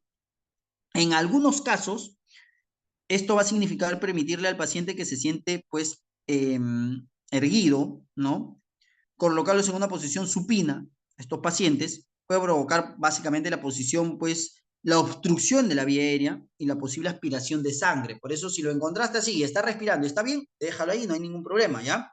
¿Cómo evalúas la vía aérea? ¿Cómo evalúas tú? Nunca, recuerda tú que nunca es un buen signo que la vía aérea emita sonidos audibles sin auscultación. ¿Está bien? Escúchame bien, ¿ah? Nunca es un buen signo que la vía aérea emita sonidos audibles sin auscultación. Los sonidos en la vía aérea, básicamente durante la inspiración, son típicamente provocados por una obstrucción parcial, básicamente de la misma vía aérea. El tipo de sonido que usted oiga puede darle pues algunas pistas respecto de la causa y la ubicación, ¿no?, de la obstrucción en la vía aérea. A pesar de que el ronquido o el gorgoteo y el estridor son sonidos críticos, el estridor puede ser más difícil de manejar. El estridor es un silbido agudo que puede ser provocado, pues, básicamente por traumatismo directo, no golpe directo, un cuerpo extraño en el caso, pues, de un atragantamiento por cuerpo extraño, donde tienes que realizar, pues, la maniobra de Heimlich, ¿no? Puede haber inflamación de la mucosa también, como en quemaduras por inhalación, por gases, ¿ya? Entonces, un consejito nada más que te doy así rapidito, porque no se los pase el oro, todavía son muy dos, ¿no? La inflamación de la vía aérea, ¿ya? La inflamación de la vía aérea es una situación, básicamente, pues, que al profesional de la salud le va a causar, pues, un desafío total, ¿no? Ocurre en un lugar más angosto en la vía aérea superior, la laringe. Entonces, los pasos para aliviar de modo inmediato, ipso facto, la obstrucción y mantener abierta la vía aérea, ¿sí?, generalmente son realizados por personas, pues, que lo llamamos proveedores de los servicios médicos de emergencia, ¿ya? Entonces, si tú ves la amplexación, o sea, la elevación del tórax limitada, también es otro signo de obstrucción de la vía aérea. Otros signos que también puedes encontrar, como el uso de músculos accesorios y un mayor esfuerzo para respirar durante la inspiración, que básicamente deben de incrementar tu sospecha de que la vía aérea se vea comprometida, ¿no? Cuando un paciente se esfuerza mucho para mover, pues, aire por la vía aérea obstruida, se acumula presión negativa en el tórax, básicamente. Y vas a ver, pues, retracciones entre las costillas y la escotadura yugular cuando el músculo y los tejidos, pues, se retraen, ¿no?, hacia el tórax. Estas retracciones básicamente son especialmente visibles en los niños, ¿sí? Cuando la vía aérea está más obstruida, ¿ya?, es posible que se produzca, pues, la respiración en vaivén, ¿no?, lo que llamamos, o respiración oscilante. Entonces, ¿cuál es el manejo? Como se ve en la imagen.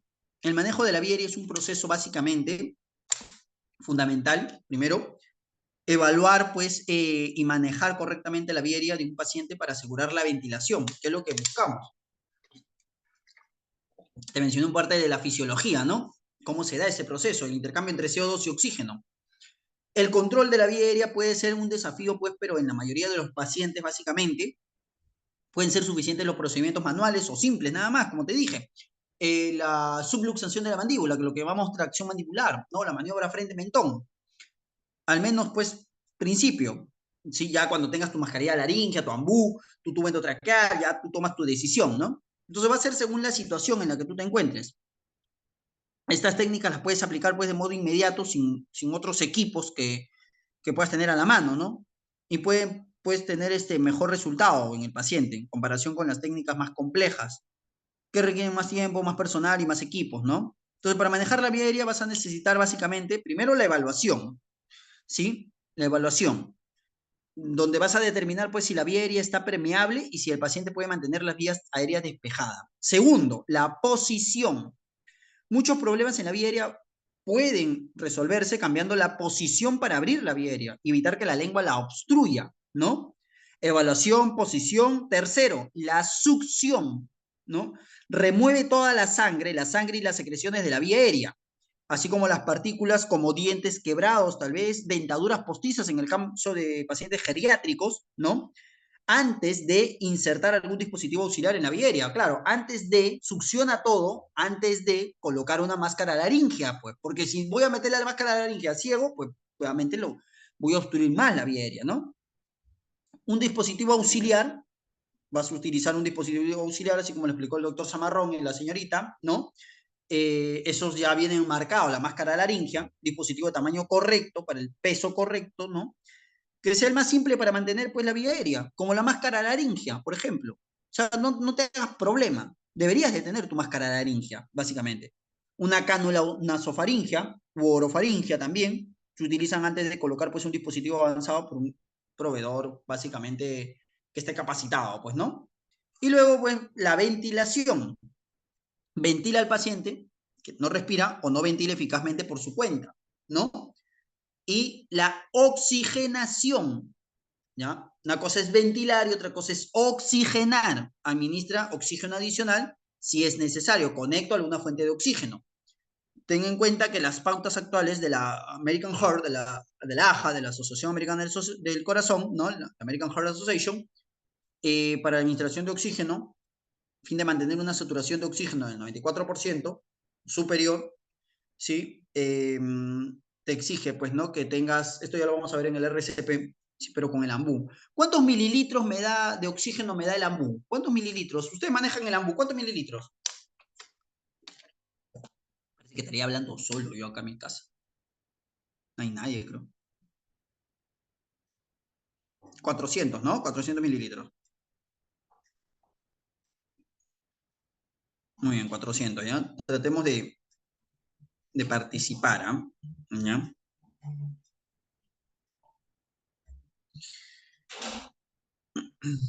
Muy bien. Entonces, las técnicas básicas, ¿ya? Como se ve en la imagen, ¿sí? Las habilidades para mantener la vía aérea pueden dividirse en 3 niveles, ¿ya? La aplicación de estas habilidades debe de básicamente definirse en función del caso, o sea, en función del tipo de incidente que tengas, básicamente, ¿no? Según la situación y la gravedad, básicamente también del paciente. Los métodos manuales que se utilizan para abrir la vía aérea son los más fáciles de usar y no requieren, pues, de equipos más que las manos, ¿no? Básicamente, como se ve en la imagen, ¿ya? La vía aérea puede mantenerse con métodos, pues, incluso si el paciente tiene un reflejo nauseoso, ¿no? Puedes mantenerlo con esos métodos manuales. No hay contraindicaciones, o sea, motivos negativos, ¿no? Para el uso de las técnicas de control manual de la vía aérea para un paciente con trauma. Ejemplos, pues, de este tipo de control de la vía aérea comprende, pues, básicamente el levantamiento del mentón o el desplazamiento de la mandíbula, ¿no? La maniobra frente-mentón o la subluxación de la mandíbula, lo que es la tracción mandibular, ¿no? En un paciente de trauma.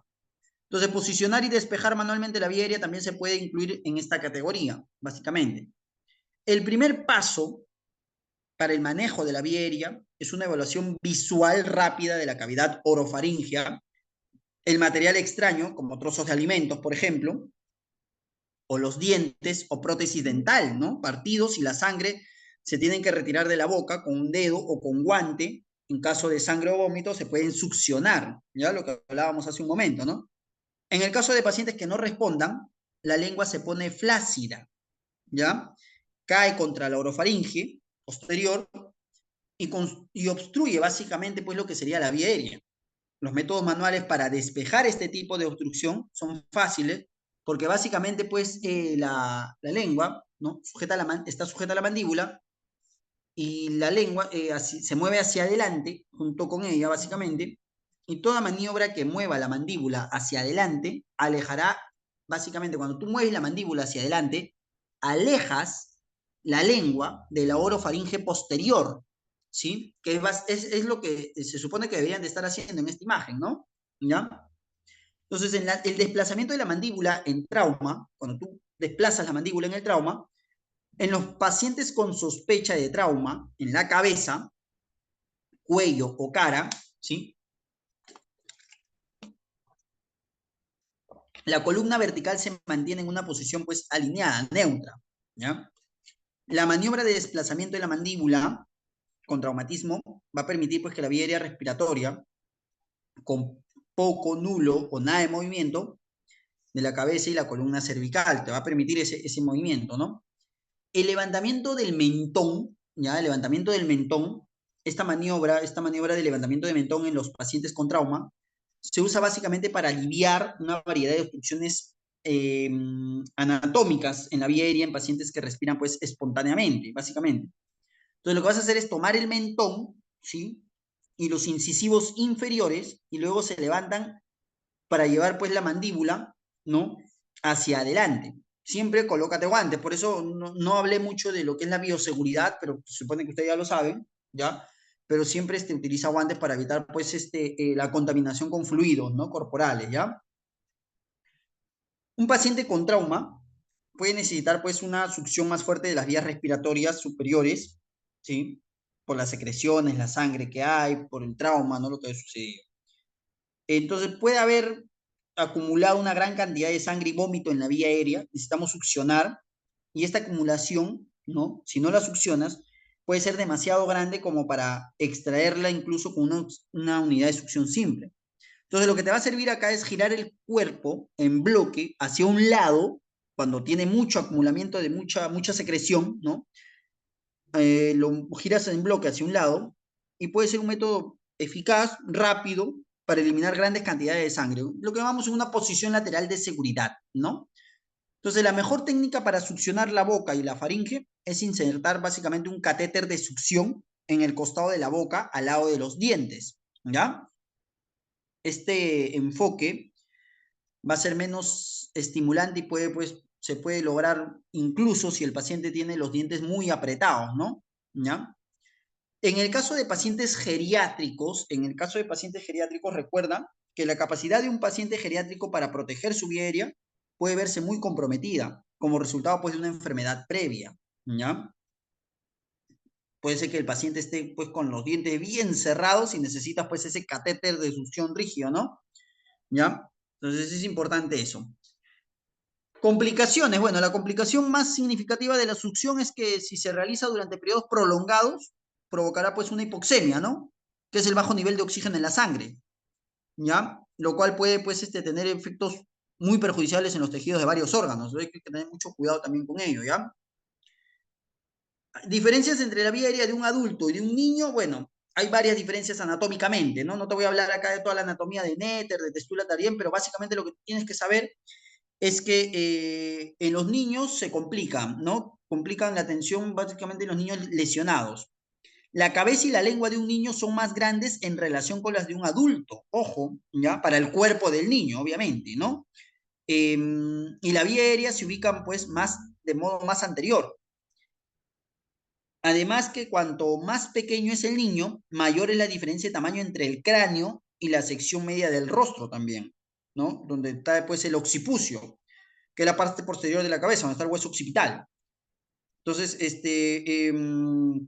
el occipucio grande provoca pues un movimiento excesivo de la columna cervical. Estos factores van a predisponer al niño a un mayor riesgo de presentar obstrucciones en la vía aérea anatómica que a los adultos, básicamente. Entonces, lo que debes de hacer es realizar pues una estabilización manual de la columna cervical, ¿ya? Durante el control de la vía aérea y mantenerla hasta que se coloque pues un collarín. Ya te dije que el collarín puede ser el que tengas, o en un caso de emergencia puedes colocar pues un gorro, la visera de un gorro, ¿no? Te dije, la parte dura de la visera de un gorro, ¿ya? Entonces, si hay disponible un collarín, ¿no? Y ponerlo también, si lo vas a poner en una tabla rígida, una tabla espinal, nosotros en el argot le llamamos ladrilleras, ¿no? Pero son inmovilizadores de cabeza, ¿ya? Vas a colocar una almohadilla, ¿no? Por debajo de la cabeza, que es importante, ¿ya? Una almohadilla, que eso sí, una manta con un grosor de alrededor, pues, de una pulgada o de 2 en 3 centímetros. En el caso del niño, perdón, en el caso del niño, ya debajo del torso, ¿sí? También en el caso del bebé. Y eso pues va a disminuir un poco la flexión del cuello para mantener la vía aérea despejada, ¿no? Puedes usar un dispositivo de bolsa y mascarilla de ventilación con alto flujo, al menos 15 litros por minuto, de oxígeno al 100%. Cuando el niño está lesionado, pues requiere una ventilación asistida, ¿no? Si el paciente, sea niño o adulto, está inconsciente, puedes considerar pues usar una cánula orofaringea, pero debido al riesgo puede provocar vómitos esto, ¿ya? Entonces no use el dispositivo, no lo uses si el paciente después tiene un reflejo nauseoso intacto, ¿ya? Básicamente, ¿ya? Entonces, vas a seleccionar un dispositivo de auxiliar, pues, como te dije, la máscara laringia, puedes usar, pues, las cánulas orofaringias, las cánulas nasofaringias, ¿ya? También es importante, ¿sí? Lo que vas a utilizar. Muy bien, yo creo que hasta ahí hablamos de la vía aérea. Ahora yo creo que tendríamos que hablar ya básicamente, ya tú lo que ves de lo de la letra C, y ya yo creo que ya hablamos bastante de la vía aérea, ¿no? Pueden haber con lesiones penetrantes, lesiones contusas, fractura de costillas también, ¿no? Neumotórax a tensión, neumotórax abierto. Un neumotórax a tensión, pues, básicamente es una emergencia potencialmente mortal, ¿ya? A medida que entra, pues, aire en la cavidad pleural sin salida o liberación, se va a acumular una presión básicamente intratorácica, ¿ya? Entonces, cuando sube la presión intratorácica, se compromete la función respiratoria y el retorno venoso al corazón disminuye, ¿no? Las que vienen por la aurícula derecha, ¿no? Por la vena cava superior, la vena cava inferior. La disminución del gasto cardíaco, junto con el deterioro y el intercambio gaseoso, provoca un shock profundo, ¿ya? Entonces, creo que hasta ahí yo creo que es suficiente, ¿no? Porque el hemotórax también, bueno, puede haber un hemotórax. Te sugiero que tengas tu ambú, tu mascarilla, deberían de tener ya su ambú, su máscara laringia, ya vieron el video, ya les hablé también. El manual se lo estoy pasando a la señorita, a la licenciada, ya le voy a pasar el manual, ahorita le paso el manual para que lo tenga. A ver, a ver, a ver, a ver, ¿dónde estás? ¿Dónde estás? ¿Dónde estás? ¿Dónde estás? Ya le voy a pasar el manual ahorita, ¿ya? El de la 10ª edición en español, por favor, léanlo. Ahí está, ¿ya? Se lo estoy enviando, ¿sí? Así que van a tener esa posibilidad de tener el manual, ¿ya? Es importante que se lo estoy enviando y ella se encargará, pues, de enviárselo a ustedes para que lo lean, ¿sí? El manual, la 10ª edición, ¿ya? Es importante. Muy bien, no, es un placer siempre. Entonces, ya hemos hablado de lo que es la vía aérea, bastante creo yo, esto ha sido grabado, así que lo pueden volver a repetir y si no, cualquier duda, cualquier consulta me la hacen saber. Ya practiquen bastante lo que es la vía aérea. Y luego pasamos a la letra C, ¿no? Que viene a ser la hemorragia, la circulación, el shock, básicamente. Entonces, una complicación importante de la alteración de la fisiología normal de la vida se conoce como shock. El shock ocurre por la falta de oxígeno, básicamente en los tejidos, y es un problema sumamente urgente, ¿ya? Debido a que el cuerpo no tiene reservas de oxígeno real, solamente tienes 4 minutos, nada más, ¿no? Entonces tenemos depósitos de grasa para 30 días, ¿no? Y de glucosa para un día, pero solo tenemos suficiente oxígeno para alrededor de 4 a 5 minutos, mira lo que es el cuerpo, ¿no? Si se interrumpe el suministro de oxígeno a los tejidos, a los pocos minutos se dañan los órganos y en algún momento, pues, esto puede ser irreversible, va a haber necrosis, ¿no? El shock básicamente es la muerte en progreso, de modo que se necesita rápidamente una intervención, pues, rápida, ipso facto, urgente, ¿no?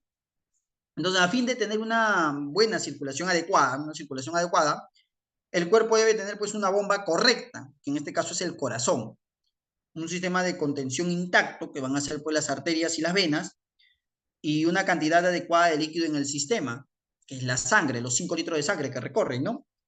Con mayor frecuencia, pues, el trauma daña este sistema de contención, daña arterias, daña venas. O sea, quiere decir que se lesionan los vasos sanguíneos y sale la sangre, ¿no? Ya sea interna o externamente, o ambas, ¿sí? Y el sangrado, pues, externo ocurre básicamente cuando se lesiona un vaso sanguíneo y la piel, que es el órgano más grande del cuerpo humano, ¿no? Que es la piel, ¿ya? Por una fractura externa, ¿no? Puede ser, ¿sí? Entonces la sangre sale del cuerpo y ese sangrado, pues, se hace visible.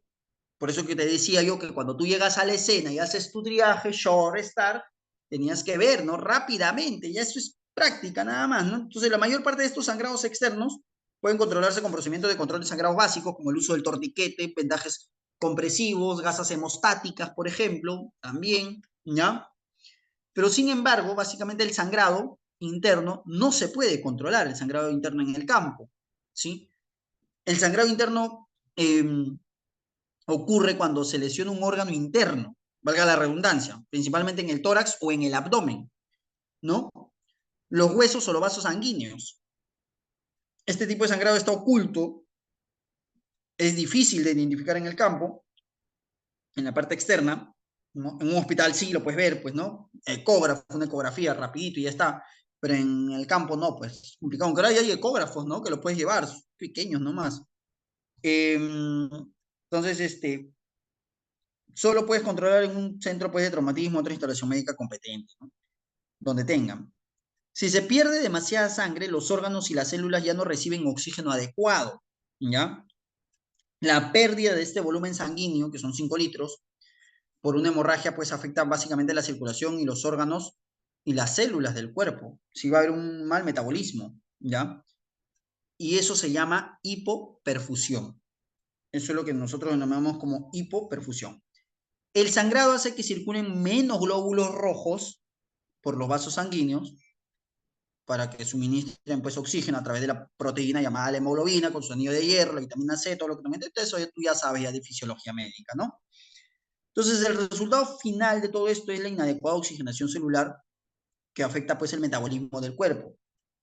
Recuerda tú que todos los glóbulos rojos son importantes porque transportan oxígeno, ¿no? Entonces detén el sangrado lo antes posible.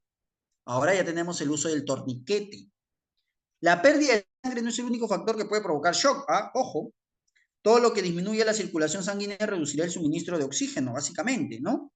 A los tejidos y puede provocar eso lo que llamamos un shock, ¿sí?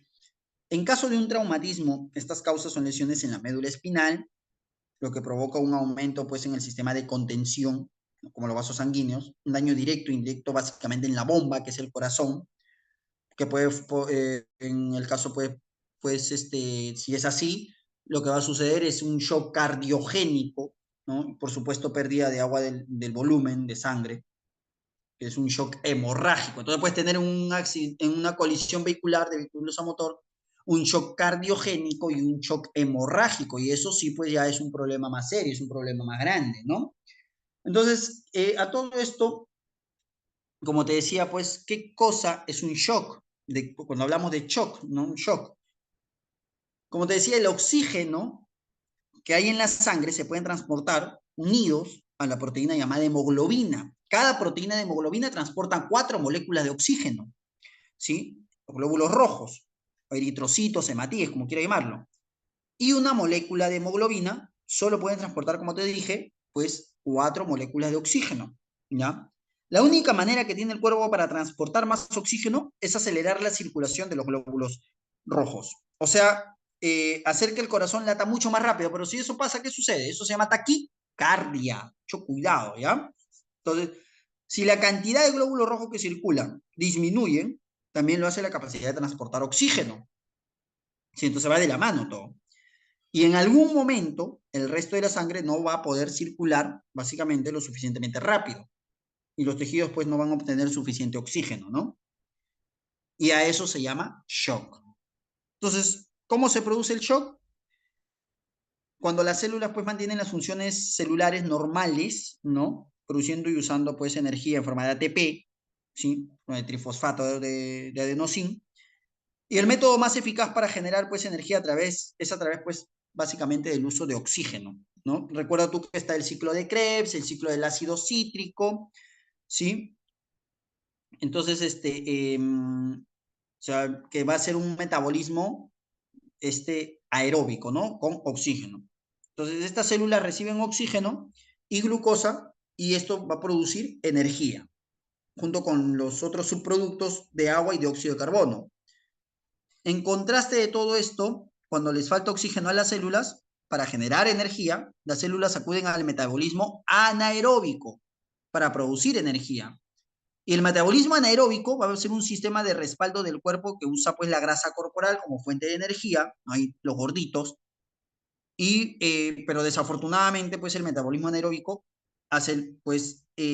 puede funcionar durante un periodo muy breve, produce 18 veces menos energía produce subproductos como el ácido láctico, ¿no? Que son dañinos para el cuerpo y puede volverse pues irreversible básicamente con el tiempo, ¿no? Si el metabolismo anaeróbico no se corrige rápidamente, las células pues comienzan a morir, lo cual provoca pues un efecto de cascada que va a ser pues catastrófico para esto, ¿no? Entonces la sensibilidad de las células a la falta de oxígeno varían según pues el sistema de órganos y es mayor en el cerebro, la neurona, corazón y los pulmones, ¿ya? Muy bien. Entonces, sabiendo todo eso, en la letra C vamos a, pues, controlar la hemorragia, ¿no? La hemorragia para prevenir el shock, ¿no? Lo que llamamos el shock. Recuerda tú que todos los glóbulos rojos cuentan. El principio de Fick describe, pues, los componentes necesarios para la oxigenación de las células del cuerpo, básicamente, ¿no? Que es la carga de oxígeno en los glóbulos rojos en los pulmones, que va a ser ese intercambio gaseoso entre el CO2 y oxígeno, llamado homeostasis, ¿no? El suministro de glóbulos rojos a las células tisulares, suministro de oxígeno de los glóbulos rojos a las células tisulares, básicamente, ¿sí? Y una parte pues crucial de este proceso es que el paciente debe tener suficientes glóbulos rojos para pues, enviar la cantidad adecuada de oxígeno a las células tisulares para producir energía, ¿no? Y sobre todo pues a las células neuronales, ¿ya? Te dije también que pues un subproducto como el ácido láctico es dañino, ¿sí? Entonces, este ominoso ácido láctico, en el metabolismo anaeróbico, donde no hay oxígeno, las células se pueden ver afectadas por la hipoxia, por la falta de oxígeno, y liberan ácido láctico, lo que va a provocar una acidosis y aumenta la respiración para eliminar la carga de ácido, ¿no? El paciente va a estar respirando pues con acidosis, una acidosis metabólica. Los pacientes en shock suelen respirar más rápido, incluso para proteger el funcionamiento correcto de los pulmones, y la acumulación de este lactato en la sangre, ¿ya? A pesar de que no sea tóxico en sí mismo, ¿sí? Básicamente es un signo seguro de que los tejidos presentan una dieta pues anaeróbica, ¿no? Y los órganos tienen las horas contadas, ¿sí? Entonces hay que trasladarlo rápidamente, tempranamente. Los profesionales de los servicios de ambulancia, la Alfa 3, por ejemplo, acá como tenemos el SAMU, ¿ya? Pues tienen que llegar rápido, ¿no? Y trasladarlo, ¿no? Para tratar pues la pérdida de sangre y el shock, básicamente. Entonces, por lo tanto, el traslado rápido al centro definitivo de atención debe considerarse de modo ipso facto, inicial, ¿ya? Muy bien, ya le pasé el manual a la señorita, ¿ya? Ya le pasé el manual a la licenciada, así que ya ustedes le piden nada más, ¿ya? Yo no tengo ningún problema con entregar ese manual, ¿sí? Entonces, es importante que lo tengan, ¿ya? Muy bien. Y acá podemos utilizar en la letra C el uso pues del torniquete, ¿no? El torniquete, me había olvidado que teníamos la cámara apagada. Estoy hablando acá, pues, me siento hablando solo yo acá. A ver, a ver. ¿No? El uso del torniquete, básicamente, ¿no? Que es lo que tenemos, ¿no? Entonces, el uso del torniquete o vendajes oclusivos también, ¿no? Ya. Muy bien. Entonces, el desangramiento, un desangramiento donde va a haber, pues, importante, que es la manera más rápida de morir. Te dije que tienes 4 a 5 minutos básicamente de esto, ¿ya? Si está tratando un orificio en un vaso que es demasiado grande, como por ejemplo, pues la arteria femoral, ¿no? Donde está el triángulo de Scarpa, anatómicamente le llamamos el triángulo del torero, ¿sí? Como que pones la presión directa nada más con la mano, con tu vendaje oclusivo y no funciona, entonces vas a necesitar cerrar el vaso de otra manera, ¿no? En cuyo caso, pues, tienes que usar un torniquete, ¿ya? Cuando el torniquete se coloca básicamente correctamente, el torniquete comprime el tejido, sí, el torniquete va a comprimir el tejido, y alrededor del vaso para detener, pues, el sangrado. Vas a colocarlo de modo apretado, muy apretado. Esto vamos a hablar del torniquete, vamos a hablar cuando hagamos el curso de Stop Doublet, ¿ya? Cuando hagamos el curso de Stop Doublet, allí vamos a hablar de torniquetes, de todo ello, ¿ya? Así que no te preocupes por eso, ¿sí? Muy bien. Entonces, a ver, ¿qué más tenemos por acá? Luego de la letra C, ya hemos hablado de shock, de control de hemorragias, vamos a ver la letra D, que es el déficit neurológico, falta acá la letra D, ya, vamos a ver el déficit neurológico. Y por último, ahí ya le hacemos pues toda la escala de coma de Glasgow, ¿no? Todo ello. Y por último vamos a ver lo que es la exposición, ¿no? exponer lesiones sin control de temperatura, ¿sí? Como lo vemos acá, ¿ya? Mantas, ya, ahora con el uso de la tecnología, pues hay mantas muy especiales, ¿no? Para esto, obviamente. Y la evaluación secundaria, bueno, es una reevaluación prácticamente de todo, ¿no? De cabeza a pies, ¿ya? Donde vamos a reevaluar, ¿ya? Muy bien. Por acá tenemos, a ver, acá tenemos casitos. Bueno, acá hay, ¿no? A ver. Usted y su compañero, un paramédico, llegan a la escena de la colisión. A ver, voy a sacar la cámara, a ver, para poder leer esto. A ver, ahí está, ahora sí. Usted y su compañero llegan a una escena, un paramédico, ya, la escena de la colisión lateral de dos vehículos. En ese momento son la única unidad disponible. En una camioneta pickup hay un hombre joven sin... Ah, ya, este es un accidente de tránsito, sí, sí, ya me acordé. Claro, este es un accidente de tránsito que tuvimos acá en la ciudad de Lima. En ese momento, claro, son la única unidad disponible. En una camioneta pickup hay un hombre un hombre joven, sin restricción, que huele fuertemente a alcohol y tiene una obvia deformación en el antebrazo, ¿ya?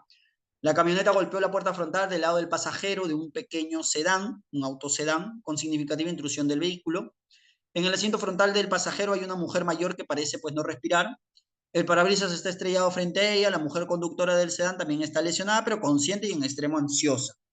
En los asientos traseros hay dos niños restringidos en asientos infantiles. El niño del lado del pasajero parece tener alrededor de 3 años y está inconsciente y desplomado en su asiento. Ese puede ser un color rojo, incluso negro. En el lado del conductor hay un niño de 5 años restringido, llora histéricamente con una silla. Si está llorando, está con la vía permeable, verde. En una silla para bebé y parece, pues, a ver, ¿qué hice? ¿Dónde está? Ah, ¿dónde me quedé? Y parece no estar lesionado. El conductor de la camioneta, obviamente, está lesionado, con una fractura abierta del brazo, ¿ya? De la camioneta pickup, ¿no? Pero está beligerante, verbalmente abusivo y rechaza el tratamiento. Quiere decir que es de color verde, ¿no? Obviamente, si está con la vía aérea permeable, está hablando, no hay ningún problema, ¿no? Incluso se puede tornar hasta violento. Mientras tanto, la conductora del sedán pregunta desesperada por sus hijos y su madre. No habló de una madre, ¿no? Pero mira, acá pregunta por ello. Entonces, ¿cómo manejarías este incidente de pacientes múltiples? ¿Ya? Incidente de pacientes múltiples, ¿no? Primero el triaje, ¿no? Un triaje short, un triaje star, donde vas a tener las cintillas. Yo te sugiero que si tú trabajas en emergencias, en shock trauma, en urgencias, tengas tus cintillas de colores, verde, amarillo, rojo, ¿no? Claro, tengas tus cintillas de colores. Comencemos a hacer triaje intrahospitalario también. ¿Cuál de estos pacientes es el de mayor prioridad? ¿A quién tratarías primero? Yo trataría primero al paciente que está, al niño, ¿no? Al niño que está desplomado en su asiento trasero, inconsciente totalmente. ¿Qué le diría la madre de los dos hijos acerca de la condición de estos? Hay que tener mucho cuidado, ¿no? Responsabilidad afectiva, lo que llamamos en algunas relaciones de pareja. ¿Cómo lidiar con el conductor? Al parecer está intoxicado del otro vehículo. Si hay un policía, que lo trate. No te metas, ¿no? ¿Permitiría que el conductor aparentemente intoxicado rechace la atención? No, obviamente tiene que ser atendido, pero no esté tanta prioridad como el otro, ¿no? Entonces acá viene lo que te decía, lo que es el principio y la preferencia, ¿no? ¿Te acuerdas de lo que te comentaba? El principio, según el precepto científico o basado en evidencia, fundamental para el mejoramiento de la supervivencia del paciente, ¿no? El principio es que lo tienes que atender. O sea, ese es el principio, vas a tener que atender porque eres profesional de la salud. La preferencia es cómo el proveedor de atención prehospitalaria logra ese principio, cómo lo atiendes, ¿no? Básicamente, ¿a quién atiendes primero? Entonces, la preferencia usada para lograr el principio depende de varios factores: situación existente, condición del paciente, fondo de conocimientos, que es importante, destrezas y experiencia del proveedor de atención prehospitalaria y protocolos locales, ¿no? El equipo disponible. Claro, si hay un equipo disponible allí, ¿no? Si lo tienes, obviamente, si no, no. La situación involucra todos los factores en una escena que pueden afectar, pues, qué atención proporciona un paciente. Estos factores incluyen, más no están limitados: riesgo en la escena, número de pacientes involucrados, ubicación del paciente, posición del vehículo, preocupación por contaminación o materiales peligrosos, incidente potencial de incendio, clima, control, la dirección del viento, lo que hablábamos, control de seguridad de la escena por parte de las fuerzas del orden, claro, la policía. Tú vas de la mano con la policía. En colisiones vehiculares siempre vas de la mano con la policía. ¿Ya? Siempre asegúrate que esté la policía allí para que ellos pues te puedan poner la fuerza del orden en cuanto al orden interno, ¿no? El caso de accidente de tránsito. transportes disponibles en la escena, otros transportes disponibles, etcétera, ¿no? Ejemplo, considere la siguiente situación. Un solo vehículo choca contra un árbol en un camino rural en un área boscosa. El clima es claro y oscuro, ¿ya? 2 horas, 2 de la mañana. El tiempo de transporte por tierra hacia el centro para traumatizados es de 35 minutos. Con la aprobación del control médico, los proveedores de atención prehospitalaria en la escena pueden solicitar un helicóptero médico. Mira, helicóptero. El tiempo de arranque del helicóptero es de 5 minutos y el tiempo de recorrido, tiene que calentar, pues, ¿no? Es de 15 minutos, o sea, son 20 minutos. Un centro hospitalario para no traumatizados está a 15 minutos de distancia, son 30 minutos. Y tiene helipuerto. Usted transporta por tierra y se detiene en el helipuerto. O permanece en la escena y espera el helicóptero. ¿Qué haces en este caso? ¿Qué haces, no? El principio y la preferencia, básicamente. Muy bien, señores, hasta ahí nomás. Ya la próxima semana hablamos de Stop the Bleed, hablamos de RCP, primeros auxilios, etcétera, etcétera, ¿no? Muy bien. Muy bien, señores, ha sido un placer haber estado con ustedes. Les pido por favor a todos que prendan sus cámaras.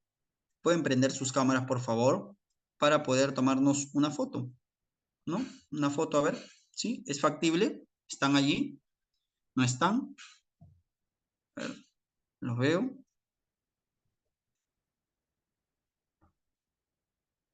Muy bien, ahí está. Muchas gracias, Arnold.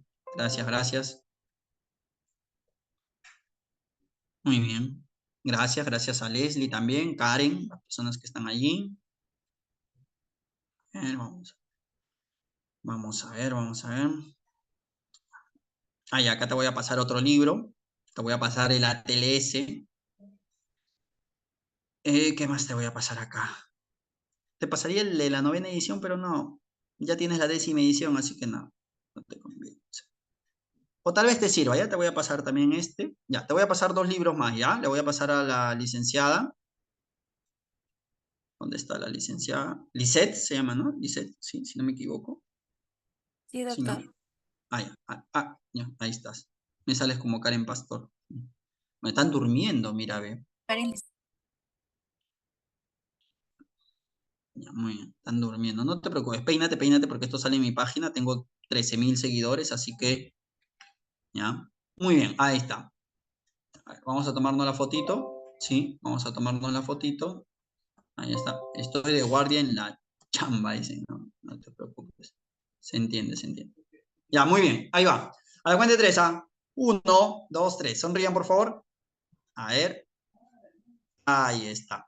Muy bien, licenciados, muchísimas gracias. Que Dios los bendiga. Nos vemos el día 22, ¿verdad? El 22 nos vemos, sí. El 22 y vamos a hablar acerca de lo que es el BLS, el RCP básico. Y vamos a hablar también acerca de lo que es el Stop the Bleed, ¿ya? Muchísimas gracias, que Dios los bendiga a todos. Nos vemos hasta el 22, ¿ya? No, ya el manual ya le mandé ya. Está cargando, ya no, ya salió. Ya el manual ya le mandé, ¿ah? Ya está ya el manual, ya le mandé ya el manual. Los manuales ya le mandé ya. Ya están los manuales, ¿ah? Ya no se preocupen por eso, ¿ya? Ya están los 2 gracias, manuales. doctor. No, gracias a ustedes, gracias a ustedes. Ya están los manuales. Muy bien, gracias. Muy buenas noches con todos. Que Dios los bendiga. Hasta el 22. Nos vemos.